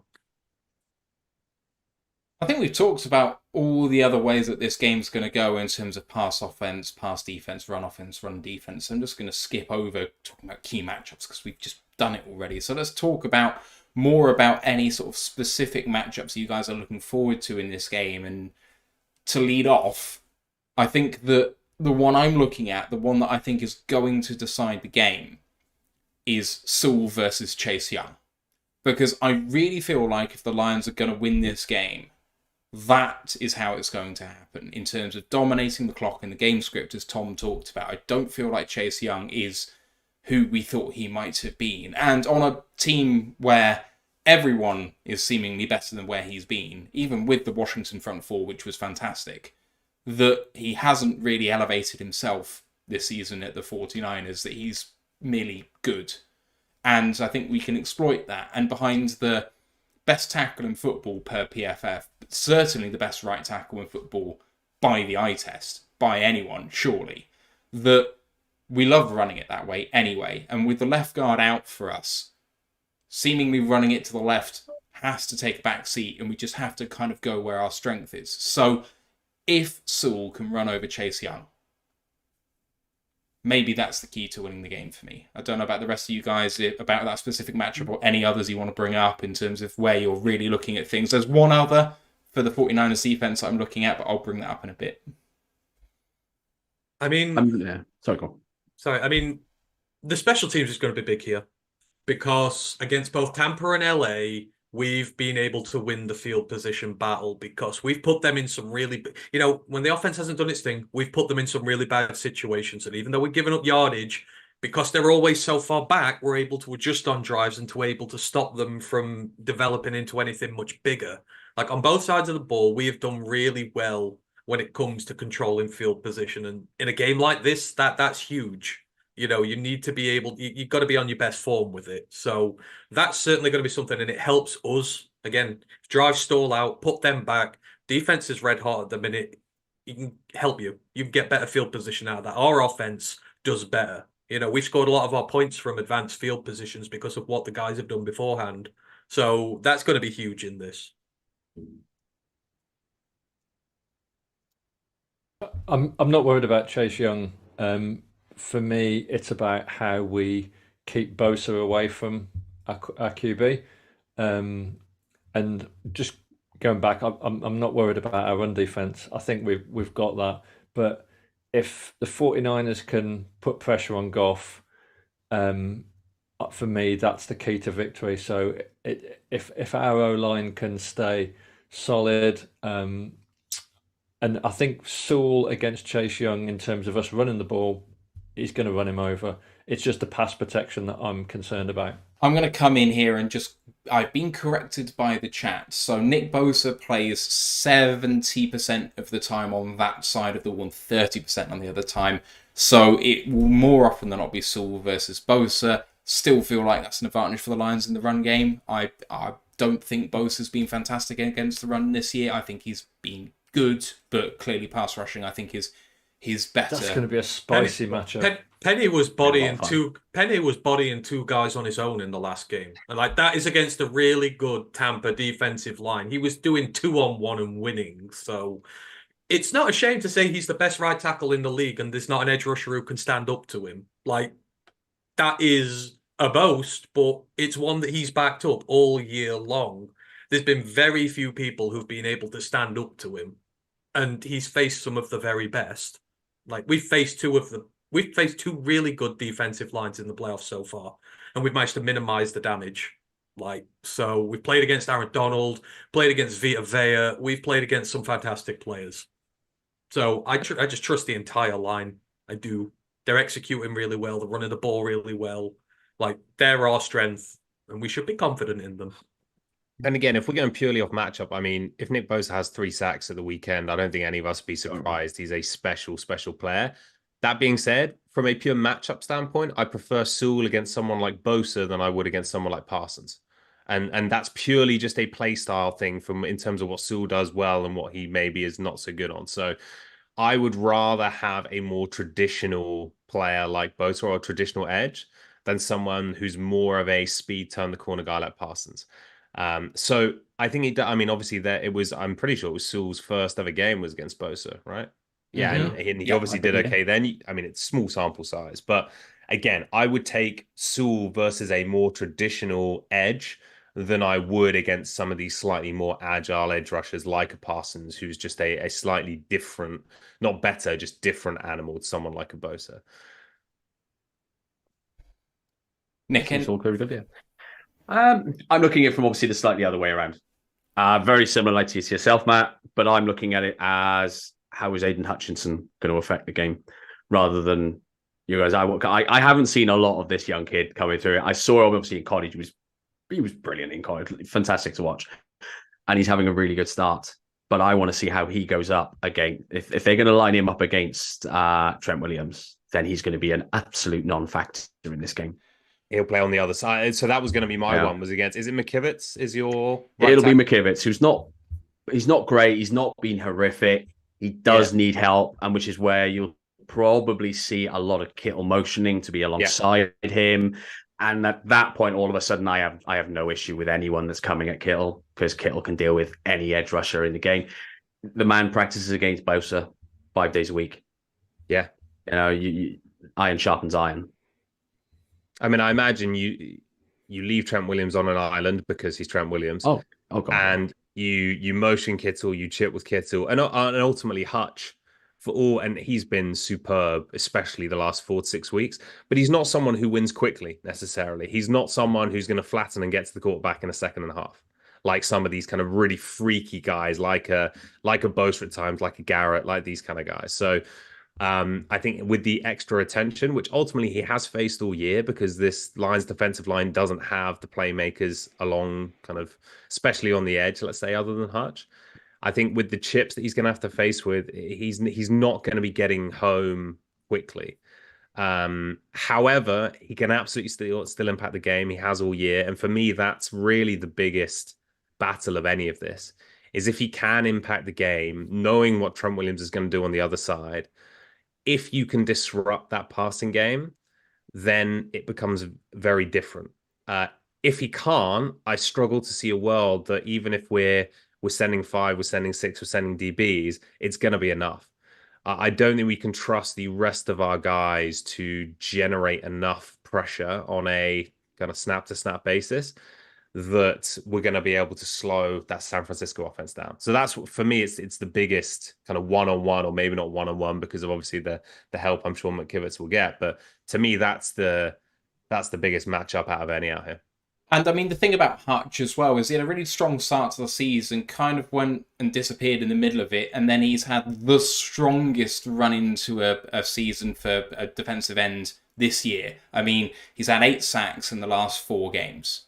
So, he's on an absolute tear, and he's always preached, I get better the colder it gets. And actually in 20-degree weather, then maybe that's not so great for him. But, he seems to have hit a run of form, boys.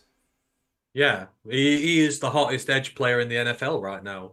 And as Nick was saying about iron sharpens iron, he has to go up against Penei Sewell every single snap of his life, who was one of the best tackles in the NFL, period. And you've kind of seen that play off recently. His technique's so much better. Like, the relentlessness seems to be... It's always been there with him, but it just seems to have refined his technique a bit, and now he's getting home. And he's confident. Like any player, when you're getting sacks, you are confident, and he has taken the game by the scruff of the neck for us. His plays have won us the 2 playoff games, essentially. He's come up with plays which have defined the end of the games, which have won it for us. So the trench warfare is going to be insane in this one, just across the line, man on man.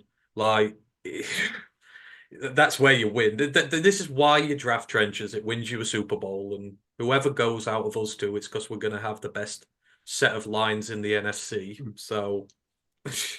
I have one more matchup I want to bring up that I mentioned earlier, and it's, I think he's former Michigan, but maybe I'm completely imagining it, but cornerback for San Francisco, Ambry Thomas, is he former Michigan? Yeah. He is indeed. He has had a rough few games, I would say, and he seems to be on the field a lot when defensive pass interference gets called.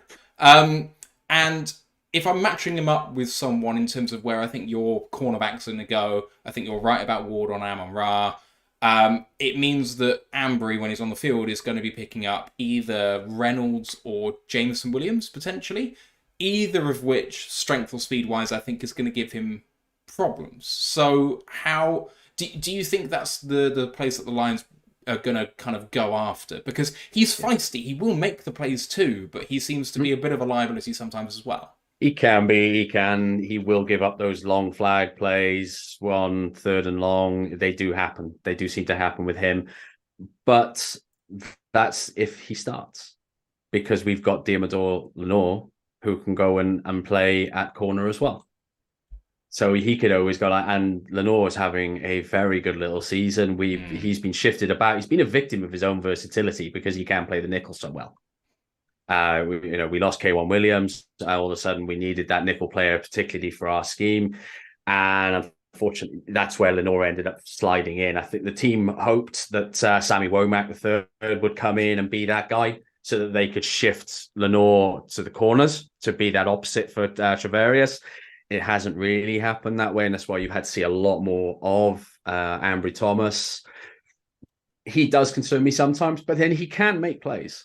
He can have an awful game, but then he'll come up with some amazing play, stop a clear touchdown that's going in, or something will happen. He's got good in him as well.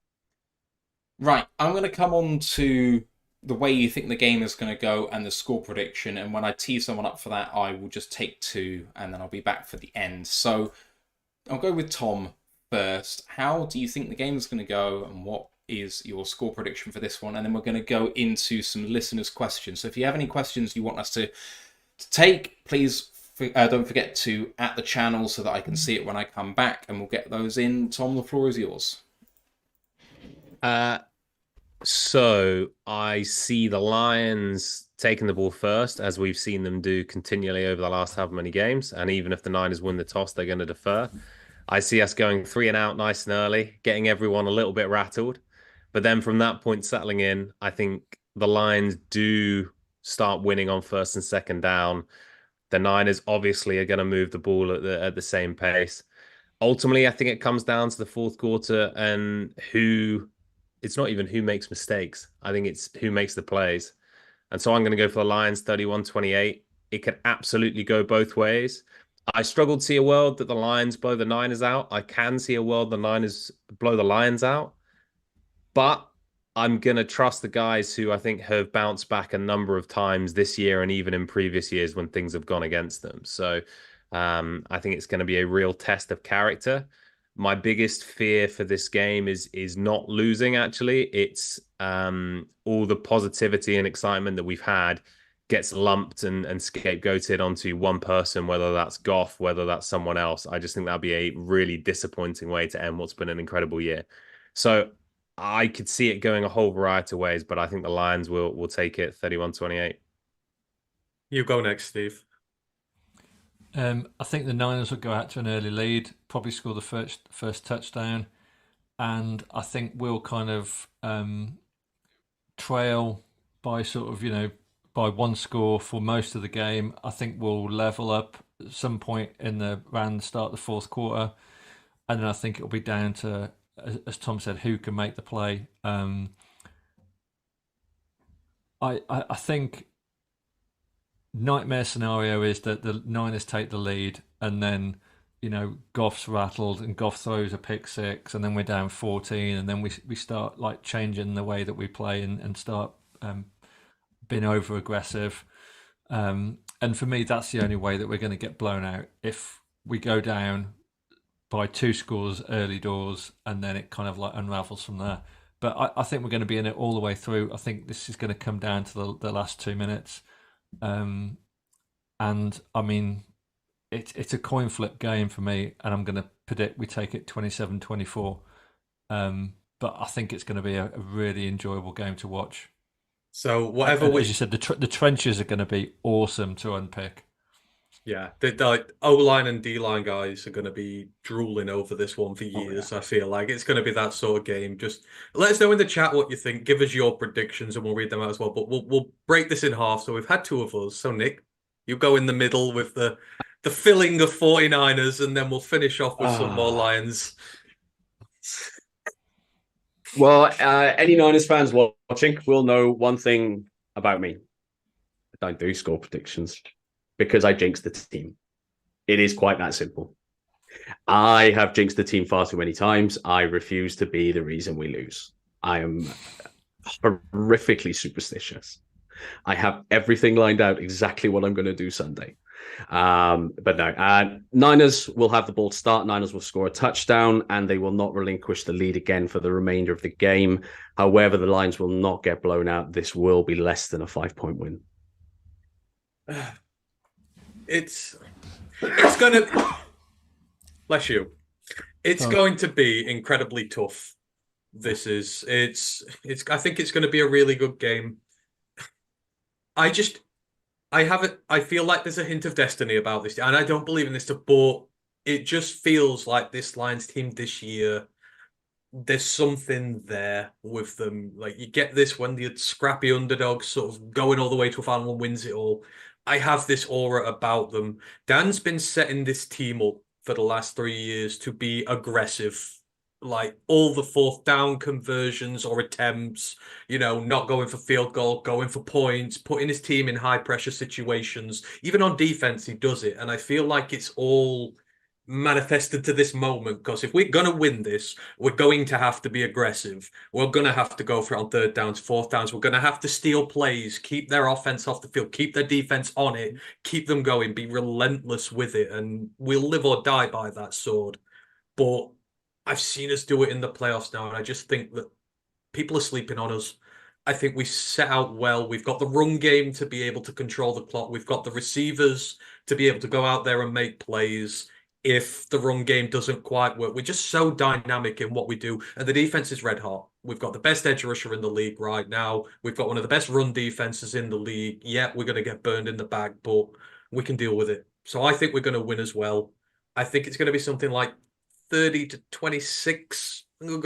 It's going to be one score, but this Lions team just feels inevitable this year. And I think they can go and do it. Since I missed it very briefly, and you said 30-21. Steve, what did you say? 30-26, I said. Sorry, 30-26. I'm out by 9 points. No, sorry. I did not say that, Nick. I promise. Sorry. 30-26. Oh, your DMs are about to get spicy. Steve, what did you say?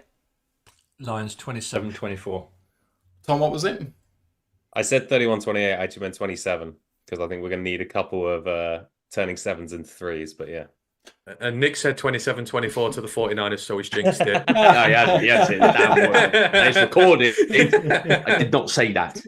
Yeah, no, I did hear Nick. I came in as soon as he said, I don't do score predictions, I jinx the team. And I'm just wondering how I can reverse jinx it.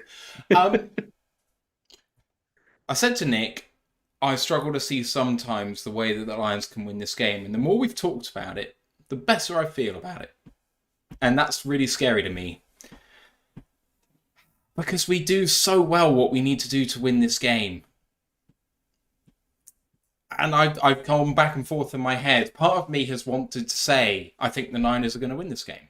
Because, well, shouldn't everyone think the Niners are going to win this game? Like, they are the number one team in the league. They're the number one offense in the league. They are a feisty defense, not ranked particularly highly in some aspects, but whatever, they're still really good. I can't bring myself to pick the Niners, even if I'm trying to be unbiased. Like, I'm really trying. But I don't just think we're going to win this game. I actually think we're going to win this game and go to the Super Bowl. And that's really scary. So in summary of kind of where I think the game's going to go, I think we're going to have Joy running the ball. And it's not just because that's what everyone said we need to do to win the game, but I genuinely just think that this is the game where Campbell kind of goes into the toolbox with Hank Fraley and the run game coordinator and says, we're having the ball for 45 minutes. Let's just do it. And just barely pass the ball. You know, some of those games you have in winter where someone passes the ball like 10 or 12 times. Like, I really think the Lions could go so heavily in the run game that it almost beggars belief. I think the Lions go for 250 on the ground. And it could be really close in terms of score and just kind of low scoring because you're talking about like 18 play drives for the Lions or something like that. But the 49ers can't get off the field. They're really struggling on third down and in the red zone. So why can't we just march? And then all it takes is a stop here or there. Or my guy coming up with a game-sealing pick in Ifasu Melifonwu, who I've been on the train for, and there is evidence for me calling for him to get more snaps when he was a bit part player in this season. I'm going for my guy Iffy to get a game-sealing pick by a score. I'm going to go 24-17 Lions. That was fun. And to annoy Jeremy, we're going to get a flea flicker in this as well. Yay! I always accurately. I did last time. The last time I predicted a flea flicker, we did it. They're gonna go into the toolbox for this one. They are really going to dig into the toolbox. The other thing that I kind of saw from the 49ers, Nick, is they're They kind of struggle to defend what the 49ers do well, which I thought was weird because he must defend it all the time, which is the sort of end arounds. Yeah. End arounds seem to give you real trouble. It's been defense all year has been our issue. If our defense was playing like a number one defense, hell, I couldn't see past us not winning by at least 20. But we are vulnerable on D. But there are the players that will come up with those with the plays. And like I said, last week has given me that confidence that we can play poorly and we'll win. All right, Sorry, go on. No. I thought you finished, so I was going to go on to the next thing. If you wanted to say one more thing, go for it. No, sorry. Now you go for it, man. Let's go for some questions in the chat. So Mike the Marine had the first couple. We've got one from Lisa Di Lorenzo, and then we've got one from Grandizer as well. If you've got some questions for us, get them in. We'll ask them of the panel. Mike first said, I think in parentheses I'll say, because this game seems like it's going to be back and forth on offense, can you see this game being decided by who scores first rather than last? No. All right. We'll move on from that question. Mike also said, for your guest, what percentage likelihood do you think you will win the game? Which is different than a score prediction, I guess. I don't think you're jinxing your team. I'll give that. Yeah, okay. I'm probably teetering around about 70 to 75%. Team rankings has us at 30%, so that figures. That seems fair. Mike Marine also says... This reminds me of when Paul Gascoigne said, I never make predictions and I never will. Oh, if you don't know who Paul Gascoigne is in the chat, go look him up. He's a spectacular character of English football history. Mike also said, guys, do you think Houston plays, as in James Houston? He's been fit for an entire week. Again, despite being inactive last week, he's had 3 full weeks of practice without being limited. Yeah, he does. I think they saved him specifically for this. Don't Me fire too. I think he was ready last week. I reckon they saved him. Yeah, because you need him here. Like, a guy like Trent Williams, the only way you're really going to beat him, if he can get some of his elite bend that he does, like, yeah, that would be a way that you'd be a able to 6'1" guy that you just can't reach down to. Yeah, exactly. But he does. he like runs parallel to the ground. If you can get him some favourable matchups there, or at least keep him busy, because he is a handful, then, and then against all the motion stuff as well, you need the quicker guys in. They've saved him for this week. I was watching some of Houston's highlights earlier, and how much he reminds me of Von Miller sometimes is just uncanny in terms of the way he kind of rushes. Just the low centre of gravity and the ability to keep moving quickly low to the ground is ridiculous. I always go back to the triple team he beat against Buffalo. Like, he beat the tight end, the right tackle, and the running back in the same play and got a sack. It's like, not many players do that. Lisa Di Lorenzo also asked us, did you all hear that they were chanting the Jared Goff chant at the Red Wings game against Philadelphia? Because that was ridiculous. It's better than what they're chanting for the basketball team. Hey now. Hey now. Aren't they trading for Levine? Nothing's confirmed. Basically, you're the worst team in the league, and you're like, yeah, we're not going to get rid of any of our players, but we're going to be really active at the deadline. It's like, cool, we'll just hold on to all of those players doing so well for us. Grandizer also asked, who do you think will be the player of the game for your respective team if your team wins? So pick an MVP for yourselves. Brian Branch. Like that, Tom, like that. Jack McQuaid.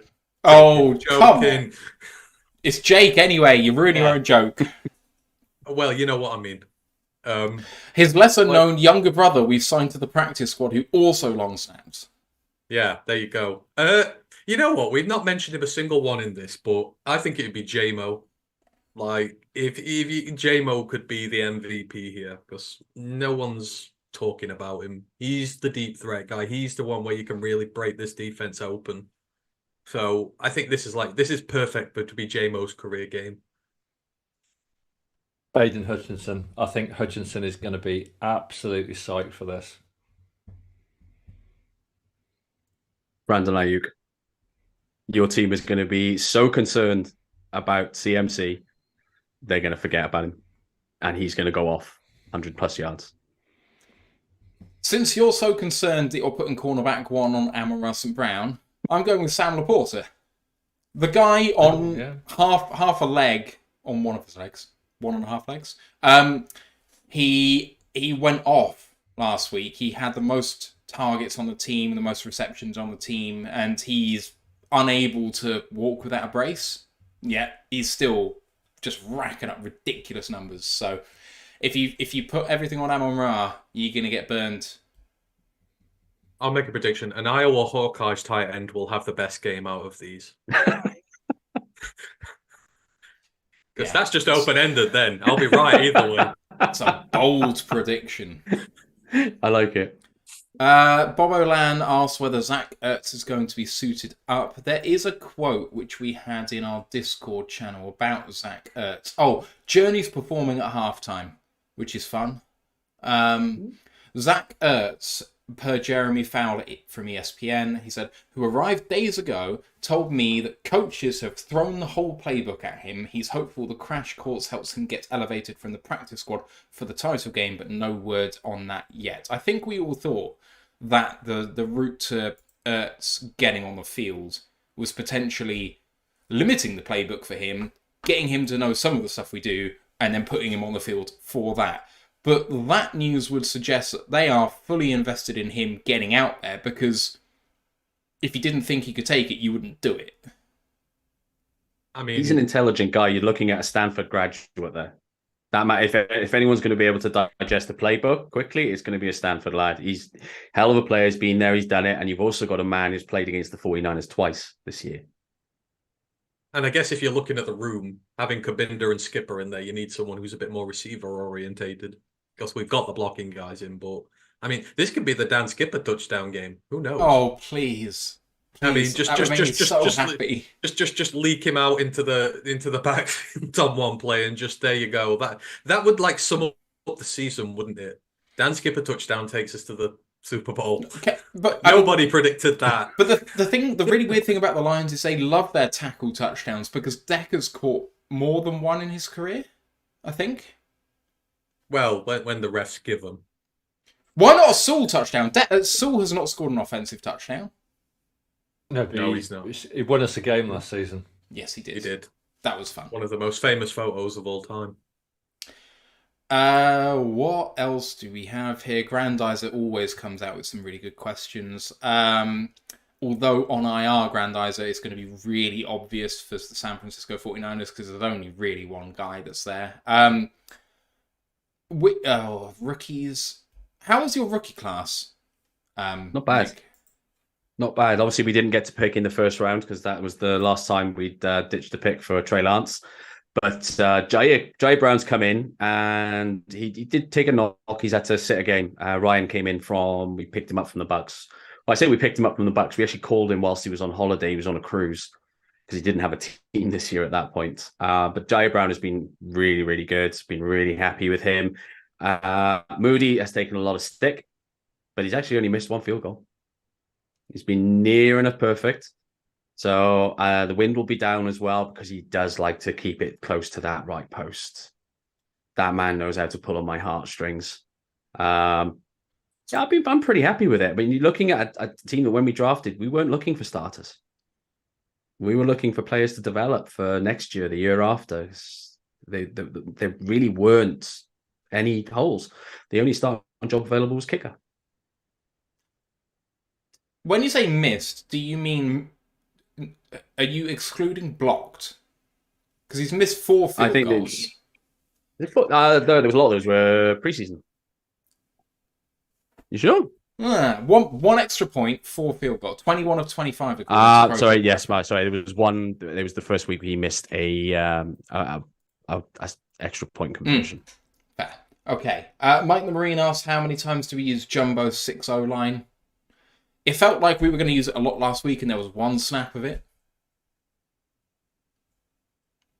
Bound to come out at least once or twice. It's a bit too obvious in a lot of situations, isn't it? But I mean, with us, a lot of times we're going jumbo, we leave the tight end out and throw it. So I don't know. You never know. I really want to see the play that we did against the Rams, the jumbo set with no wide receivers and then split everyone out, because it's just the most pretty play I've seen this year in terms of play design and just getting Sam Laporta on a defensive end in coverage. It's chef's kiss. I'm going to miss Ben Johnson. Only 2 jobs left. It might not lose him yet. I kind of feel like he's got one on already, though. Like, there's a reason why there's still 2 jobs open and Bill Belichick is still out there. And Vrabel. Oh, Bill's on the decline, and we all know it. Like, he's not been that good the last few years. Vrabel screams defensive coordinator somewhere to me rather than head coach. Yeah, and Vrabel sucked as a head coach the last few years. He He gets way too much credit for that team. They've regressed over the last 4 years. So, like, it's not a hot name at the minute. All right, I don't see too many other questions, so I think we're going to wrap this one up because we've been going a while. Our live reaction show. In fact, is there anything else anyone wants to bring up before I close it up? No. Okay. Oh, I will say one thing. I am glad to see you lot back in your team. There's none of this. We're glad to be there, bull. I'm glad to see it. There's too much of that happening. I've seen a lot of it on the internet the last couple of weeks, where Lions fans, oh, this is our Super Bowl. No, the Super Bowl is the Super Bowl. You got to get there. I mean, it's nice to see. I just have one question. Where are the Cowboys? Oh no, they're in Cabo. Yeah, I keep forgetting. I was gonna say just like one word answer. If our team wins, who do we want to play in the Super Bowl? Chiefs.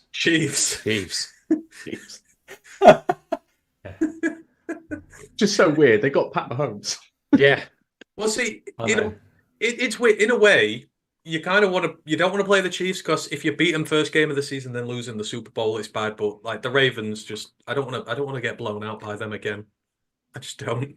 I'll just say this right now: there ain't no Super Bowl in history that's got an asterisk against it.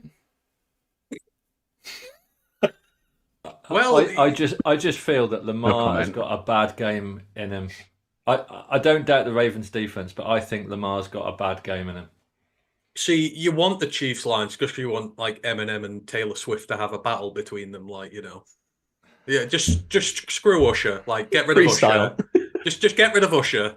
Like, have Taylor and Eminem on there and just have them. The whole world will be backing us. Oh my god, what a weird halftime show!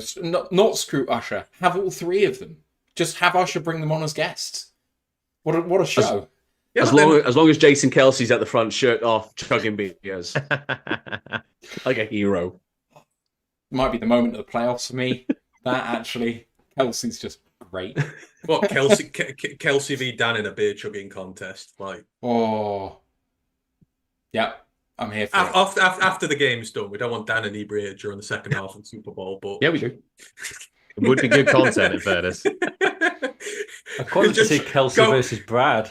Just go for it. 4th down. Dan, it's 1st down. Don't care. Go for it.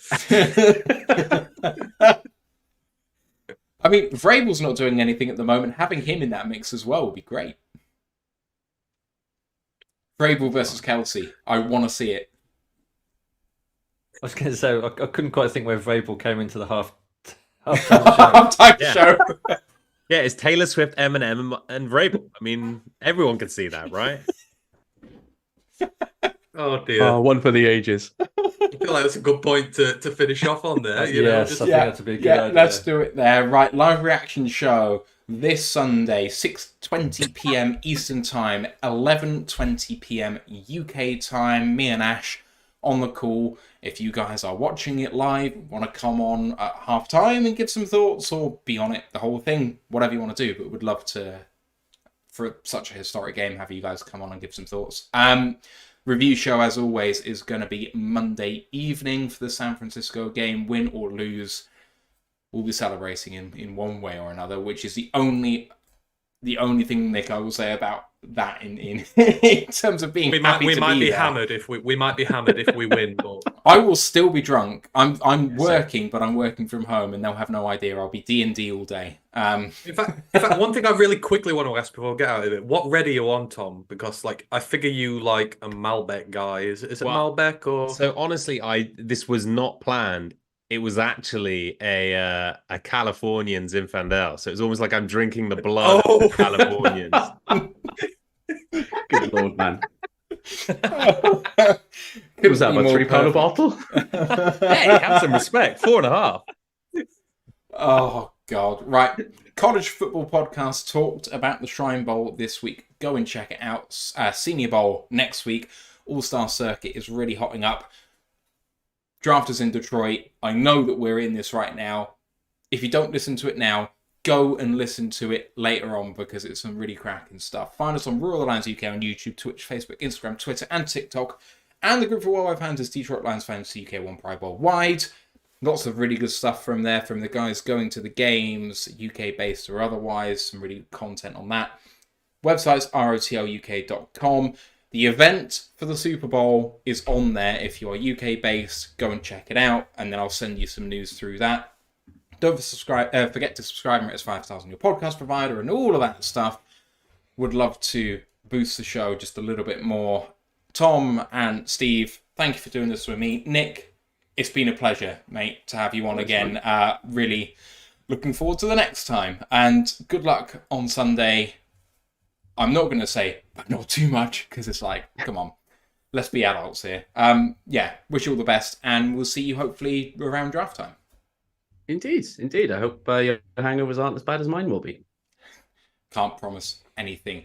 Guys in the chat, on the audio pod, it's been a heck of a season. Thank you for listening to us and our drivel all the way through it. We'll see you on the other side. Let's go, Lions, One Pride. Recording stopped. And we're still live, but the audio pod is finished.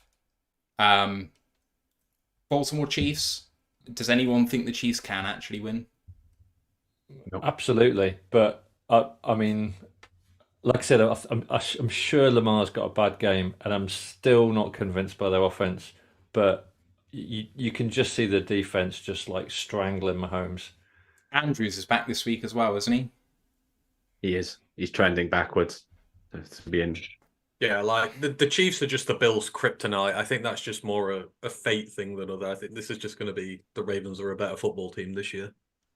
Yeah, Roquan Smith is going to take this game over in a huge way. He's been phenomenal. I was so pissed that the Bears were allowing him to go there. I mean, it's just nice to see all these Bears players, former Bears players, getting to go to good teams, isn't it? Like, have some success. Like Monty with us, like he deserves it. He grounded away for them for 4 years and got nothing. I do kind of feel like Roquan Smith should win. But they did keep Darnell Mooney, the future of the franchise. Better than Amon-Ra St. Brown. That take will live forever. I really think that Roquan Smith should win Defensive Player of the Year, and I know he won't because of the position he plays, but in terms of importance to his team and how well the team has done because of it, I think it's better than Garrett and Parsons and Watt and Crosby, who are ahead of him in the betting. I'd have broken the bank to see him here. It never would have happened, but could you imagine if you like Roquan with Fred Warner? Jesus Christ almighty. Just give up. Don't even try. Yeah. Sprinkle a little bit of Dre Greenlaw in for a bit of funsies. Yeah. It'd just be like, give it them till they're retired. The ball's going short or it's going long because there's no point over the middle. We don't want players dying. No. Mike the Marine said draft with 4 question marks. Yes, it still exists. No. We're not talking about that. That's fating the game. We can't talk about the draft. Oh, I thought you meant like the draft conscription we're all going to go through soon. So. Oh yeah, that was fun, wasn't it? For anyone in the chat who didn't hear about it, the chief of the armed forces, the army over here, alluded to the fact that they wanted to bring back either they ruled out conscription, but national service to bolster the army ahead of effectively an inevitable war against Russia. So we're going to end this podcast on a high. I'm all for that. I think younger people should be made to. You can't even finish the sentence. Well, he's Steve, it's going to Younger be the end of people- table tennis. You're going to cancel your table tennis and start getting out on the front line. no. every He's Thursday just instead. Steve's in there writing the rules, and he's like, and 50 pluses are exempt. Yeah, I mean, if you're over 50, then you've already done your national service. But you young people are in the army now, as status quo said. Steve, I would have had you in the low 30s. So based on the eye test, you're in. Yeah, I just get a face mask of Penny Sewell and scare all my opposition. Oh my god! That's I'm gonna be turning up to the conscription office when I walk in stick, so I'm fine. I'm not going nowhere. Oh dear. 49ers ultimate. I would reports love in to the see chat. Ash. I would love to see Ash doing an assault course, Don't tell him your possibly name, with, like, Pike. possibly with like Sergeant Ryan McCluskey screaming at him to get up the rope ladder. Is it bad that I have Ash pegged as Pike from Dad's Army, or does no one understand that reference? No, we're all old enough. I can imagine him with this little scarf. Oh yeah, 100%. Grandizer would love that. Grandizer would love the theme to Dad's Army if he doesn't already know it. Listen to it, Grandizer. You'll love it. In fact, didn't Pike's scarf look a bit like it was in Aston Villa colours? Isn't it like kind of? Yeah. That Clara, isn't it? Yeah. I think if you look at Pike's scarf, it looks a bit Villa-y. I'm just having a look at it now, just to remind myself. Oh, it is claret and blue. Yeah, 100%. Oh man, Got to be a Brummy character then, isn't it? I can't remember the voice. Did he have a Brummy accent? No, I think it's probably meant to be a West Ham scarf. Yeah, that's a good point, actually. Yeah. Is it meant to be in Surrey or Kent or something? Grandizer isn't aware of Dad's Army, and so do you want to tell him what Dad's Army is? Well, do we need to? It's about a group of elderly gentlemen during the war who were part of the civil military here back home, like part of the Home Guard, and it's ever so good. You'd love it, but we all grew up with it, so it's got a great theme as well that you can sing along to. Grandizer loves themes. Keeps getting us to try and sing the Lions fight song all the time, so He would love the theme song from Dad's Army. you would. I've put it in there. Oh, well, I'll have to link it to him next time he's in. But Who do you think we should call this episode? Who do you think you're kidding, Mr. Kittle? Oh, you have Kittle faith, my friend. You have Kittle faith. Oh no, that's good. That's really good. I would have made a 999 joke, but it wouldn't be like the same over there, would it? Because it's 911, like 9949. Like that, but yeah, just doesn't translate. Yeah, Time for my cocoa. Yes. go home, old man. You need your cocoa before bed. Good to see you guys. Steve, always a pleasure, I'm mate. going to drop as well. Nick, All right. thanks a lot, Nick. Awesome Great to meet see you. Cheers, time. Yeah. Cheers, See See you on. later. See you Yeah, later. great to meet you. And See you, boys. See you, Tom. cheers, Tom. I think it will probably be time to go and edit the show and get everything up, because otherwise it'll be a very late night for me. And it is my girlfriend's dad's birthday tomorrow, so we're going for a curry. I'm going to have a great weekend, and then I'm going to nervously bite my fingernails off all Sunday. Yeah, it's going to be a long day Sunday. Yeah, I've got Really the long alcohol. I've got the alcohol stocked up. Like I'm going to need it. I Same. don't. I'm going to need to go and buy some, so that's going to be fun. No, I've got some, and I'm going to go and get some more. So like, it's going to be needed. I was drunk. I hope no one from work's watching. I was drunk last Monday when we started work. It was I was bad. in bed until 3:00 in the afternoon on Monday. Sorry, Sunday. I drank coffee all the way through. I didn't drink a single beer last week. I got my beer ready, and then I just ended up drinking coffee. I'm like, no, I need this for my nerves, and like it sends me hyper. Good for the Twitter stuff when you're hyper. Mile Marker says, "How British, going for a curry, lol, have fun." I know that Indian isn't really a thing in America, but I find it weird because it's awesome. It's so Curry is good. amazing. Like the lack of curry houses in San Francisco is the only thing I don't like. I'd happily live there, but I would need some people to come with me for certain things. And the lack of a proper kebab. Oh, that's a British staple. That is. You can't Yeah. not have kebabs. I mean, they're awesome for burritos, tacos. Awesome in San Francisco. heavy Hispanic community. Their food is amazing, but I want a kebab. There's just some things they refuse to embrace. We have this problem with mushy peas. The people of Detroit will refuse to embrace them. We will force it on them eventually. It's a meme, so we have it on the show. It is. They refuse. They are horrified at the idea of mushy peas. We will take plenty with us, and we will get it to catch on. They are magnificent. That's how change occurs. Persistence. Dogged refusal to give up. Exactly. I've heard Tyler 4K, who's watching from Detroit and is just a greeting from Detroit. I hope you go back and listen to the whole show, Tyler, because it's fantastic and Nick is really great value. But says peas ? Not just peas. Mushy peas are a completely different animal. And the thing is, you can't, like, if you just ate a bowl of mushy peas, I kind of get not liking it, but with proper fish and chips, it works so well. Like, it's not funny how different mushy peas on its own is to mushy peas as an accompaniment. We've found Jeremy Reisman's burner account.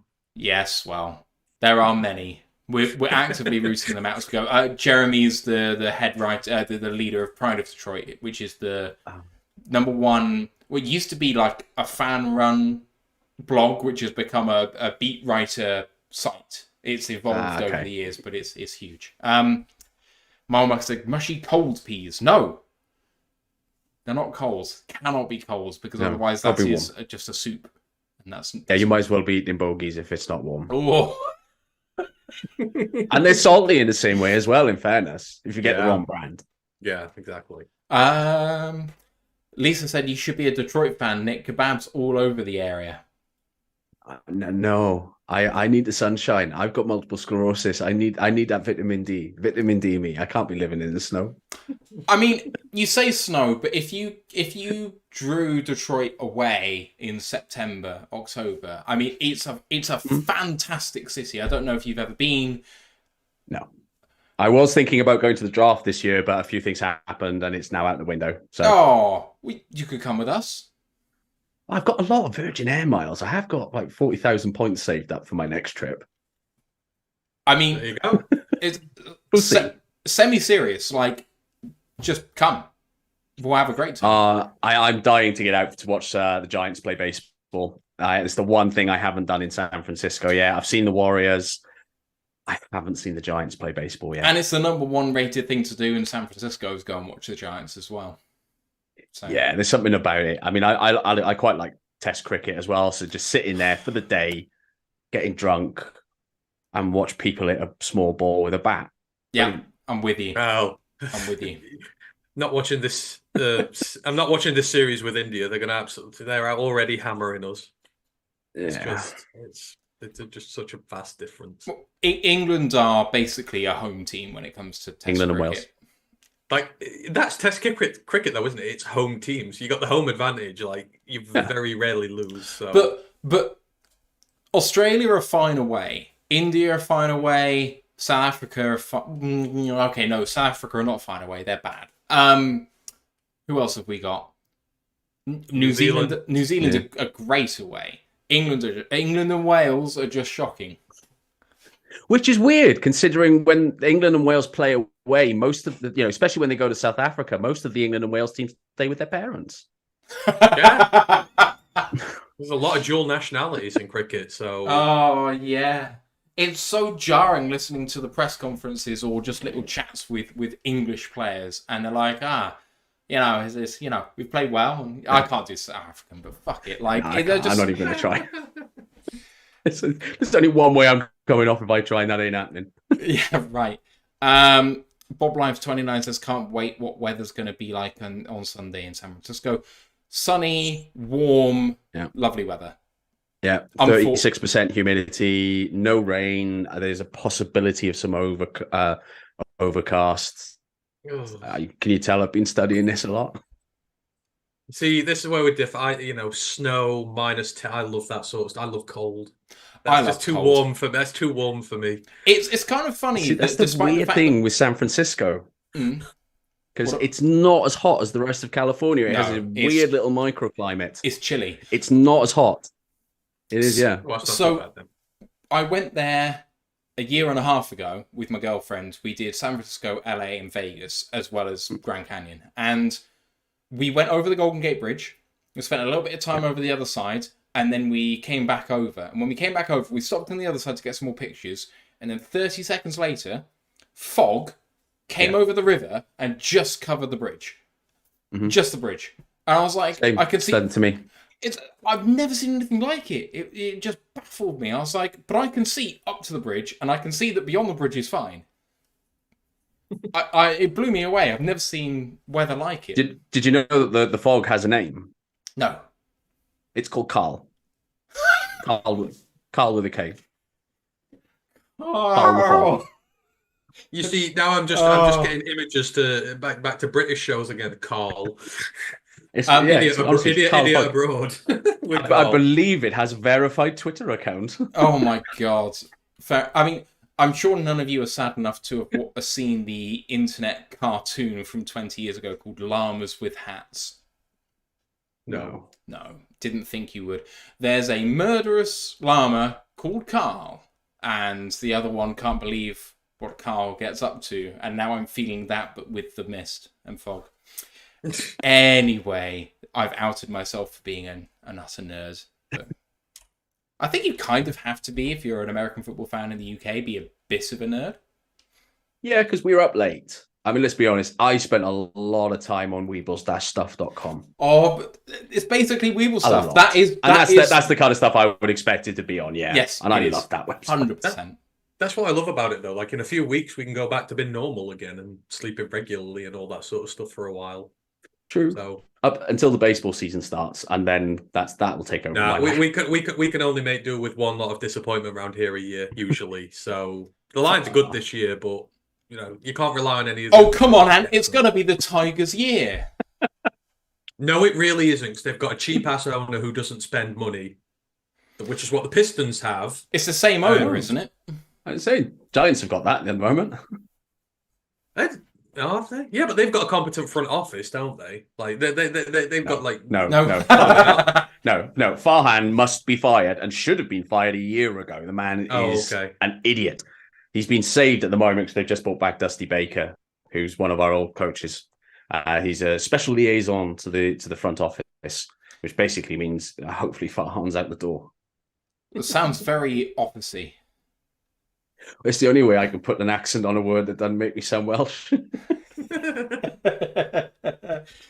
We're just a special liaison to the manager. Liaison. Yes. Liaison. It's like you get over here with football now, isn't it? Like with managers and like your head of recruiting and all this sort of weird titles they give people and that. You don't know what they actually do. They just have a job title. That's what we had. What we had the first year where we had Glenn as DC, we had the grandfather of the scheme be the consultant. I can't remember what his name is now. Oh yeah, Parcels. It wasn't Parcels. It was the other one. Was. Yeah. Why have I forgotten his name? You'd think a Detroit Lions product know that, but well, we got John Fox in that role now, which I think is really cool. In fact, why have we not considered John Fox for DC when Aaron Glenn goes one way or the other? It is John Fox. Yeah. But you're talking about one of the best defensive coordinators ever. It's just his head coaching ability is true, up and down. Eventually, things move on, and when you get older, you don't tend to move with the times very well. No, I wouldn't. No, that seems like tempting fate. I find it amazing actually with Belichick how he's on the market and everyone's going, oh, he's going to Atlanta, and it almost gives me a bit of faith back in football that he hasn't been hired yet. And I don't know whether that's weird, but like, you feel like an owner would just go, but he's the greatest coach of all time. Let's give him a shot. And no one has yet. I feel like teams have figured out that Bill doesn't actually care about winning a Super Bowl anymore. There is only one thing driving Bill Belichick on, and that is beating Don Shula's all-time record, because he despises Don Shula with all of his being. And that's all he wants, is to wipe that smile off of Shula's face. He doesn't care if he wins. I don't think he really cares about winning another Super Bowl. It's about becoming the number one all-time winningest coach, and that's it. They'll get 2 to 3 years out of him, and off he goes. And I mean, you know, like sending him to Atlanta would be a bit of a cruel joke after all the years now. Like, Yeah. you just can't do that. Especially as they Yeah, should he be. wouldn't, If they yeah. had a great OC, they'd be an incredible offense with the weapons they have. They just need a quarterback. But with Pitts and London and Bijan, I mean, come on. And an O-line that actually should function. Like, they've invested heavily in that O-line. So if they get an OC in there and a quarterback, which is kind of important, then they should be huge. They're picking 8. So I'm thinking Penix. I'm penciling in Penix every time the Falcons are picking 8. Because he's probably not going higher. And it could work. Maybe. I wouldn't rule them out of trading with Chicago for the number 1, because you've got Caleb Williams, who has been very, very vocal that he does not want to play for Chicago. And then any team trading up to number 1 can use that as a bargaining chip. Say, no, fine, you keep number 1. You go drafts Caleb Williams and watch him not sign a contract. Well done on wasting your pick. Trade with us, or you're going to waste your pick. And they're going to be able to bargain him down. And Chicago could again get the number 1 pick next year. Anyway, never mind. In fact, quickly, while we got Nick here, we can get some insider information from mocks later on. What would the 49ers need to draft this year? Because we do mock drafts against one another, so like, you know better than we do. I know free agency is still to come, but like, what do you think they go after? Right tackle. I'm trying to cheat. Right tackle. There's always going to be the O-line, except for left tackle. We're fairly sorted there. I really like Feliciano. I think he's come in and done an absolutely fabulous job. He was just being shit on as being a New York Giant, quite frankly. They have no idea what they're doing as far as coaching is concerned. He's been brilliant. Kind of feel like this might be the year we start to look for George's replacement. Now, I don't think George is going anywhere for 2 to 3 years minimum, but we draft for the future. So I think you look for a receiving tight end, maybe as a potential project. Again, like George, 4th to 5th round, someone like that. Someone that can run with the ball, who blocks really well, and they can catch, and they are willing to run through brick walls. Now might be the time for 2 to 3 years down the road there. I don't know. Safety, maybe. I think Gibson could well retire, win or lose, whatever happens. Then Jair Brown's going to come in, play starter alongside Hufanga. Potentially, maybe Hufanga has to be traded if he becomes too expensive, because we do have to sign Ayuk this year to his first contract after his rookie deal. So there's maybe looking there. Can you afford Ayuk? Yeah.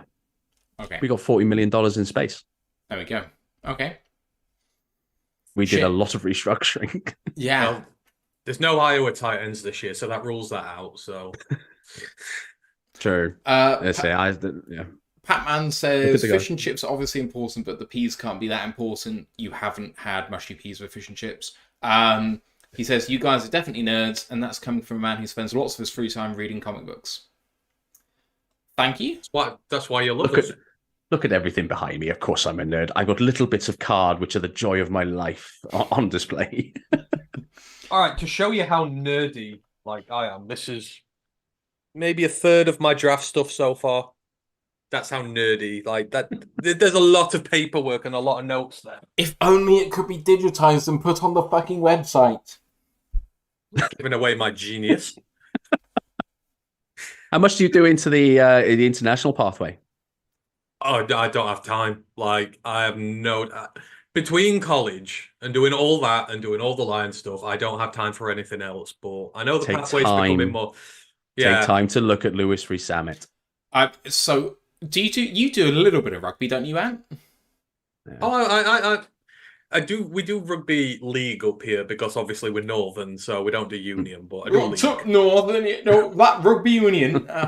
Louis Rees-Zammit is going to make an NFL roster next season because he is perfect height, weight profile for an outside wide receiver. Like I'm talking X wide receiver. It's the intelligence part of it, but he's really smart. Like I am all the way in on Rees-Zammit taking this year on a practice squad and that'll be it, and then he'll be signed next year. I think he'll go to a spring league, I reckon, first. That wouldn't surprise me. Go to a spring league. That's his way in.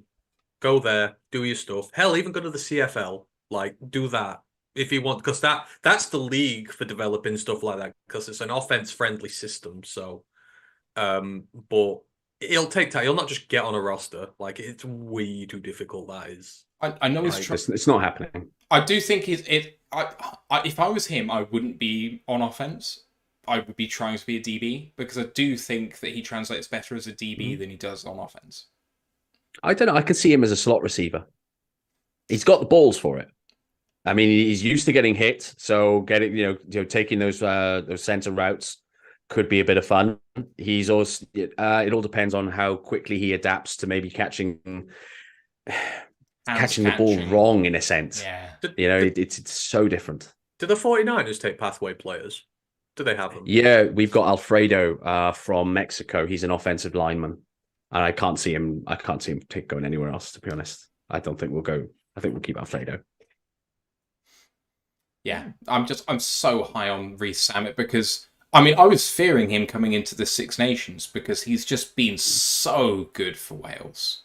He's been phenomenal. Absolutely phenomenal. I mean, everyone will talk about the whole Jared Hine experiment not working out at the 49ers when he came over from Australia as part of as a rugby league player, one of the best rugby league players at the time. But the problem was he came into the Niners. He played under Jim Tom Sula, one of the worst seasons we had. Then he had to go one season later. He gets fired. In comes Chip Kelly. Okay, you're a second year. Here's a brand new offense, played entirely different. Now digest this. He plays under Kelly for 1 year. Then in comes Kyle Shanahan. The only reason he left ultimately was I can't learn a third offense in 3 years. This isn't going to work out. So we went back to rugby. But Zamet, he's going young enough at 22, 6'3". He's got the muscle. He's got the pace. But now he has to make up for 10 years of education, which is what those 22-year-olds in America have got on him. So how quickly can he really step up?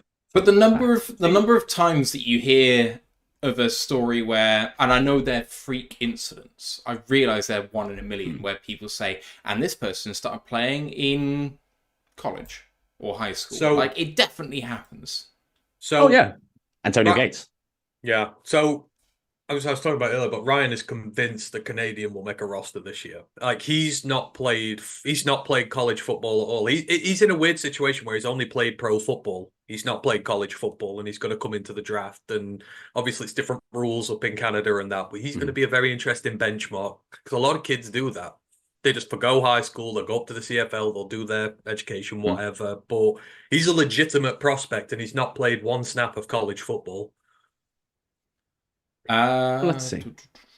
Sorry, I was going to say something and I forgot. Never mind. Right, shall we call this? Yeah, I think that's a good time. I got a bottle of rum calling me name.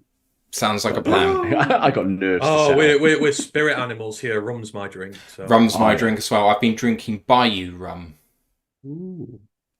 Which is it's not as good as I wanted it to be, if I'm honest, but it's okay. I'm on Brazilian sugarcane cachaça. I love cachaça. It's what you completely straight. Straight? I make caipirinhas out of it. I can't drink it straight. It is. Well, that's it. What? Please don't tell me you're putting a mixer in your caipirinha. No. Oh God, no. I'm putting all the bits with it. I'm not just drinking caipirinha out. I'm not just drinking cachaça out the bottle. Caipirinha is my favourite cocktail. Love it, but neat. Oh yeah, well, it's basically neat. I mean, you make it with a quadruple, spoonful of sugar, half a dozen wedges of lime. I'm going to a party at your house.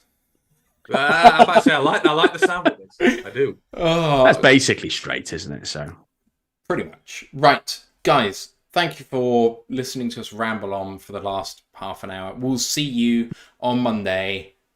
Goodbye. Go Niners.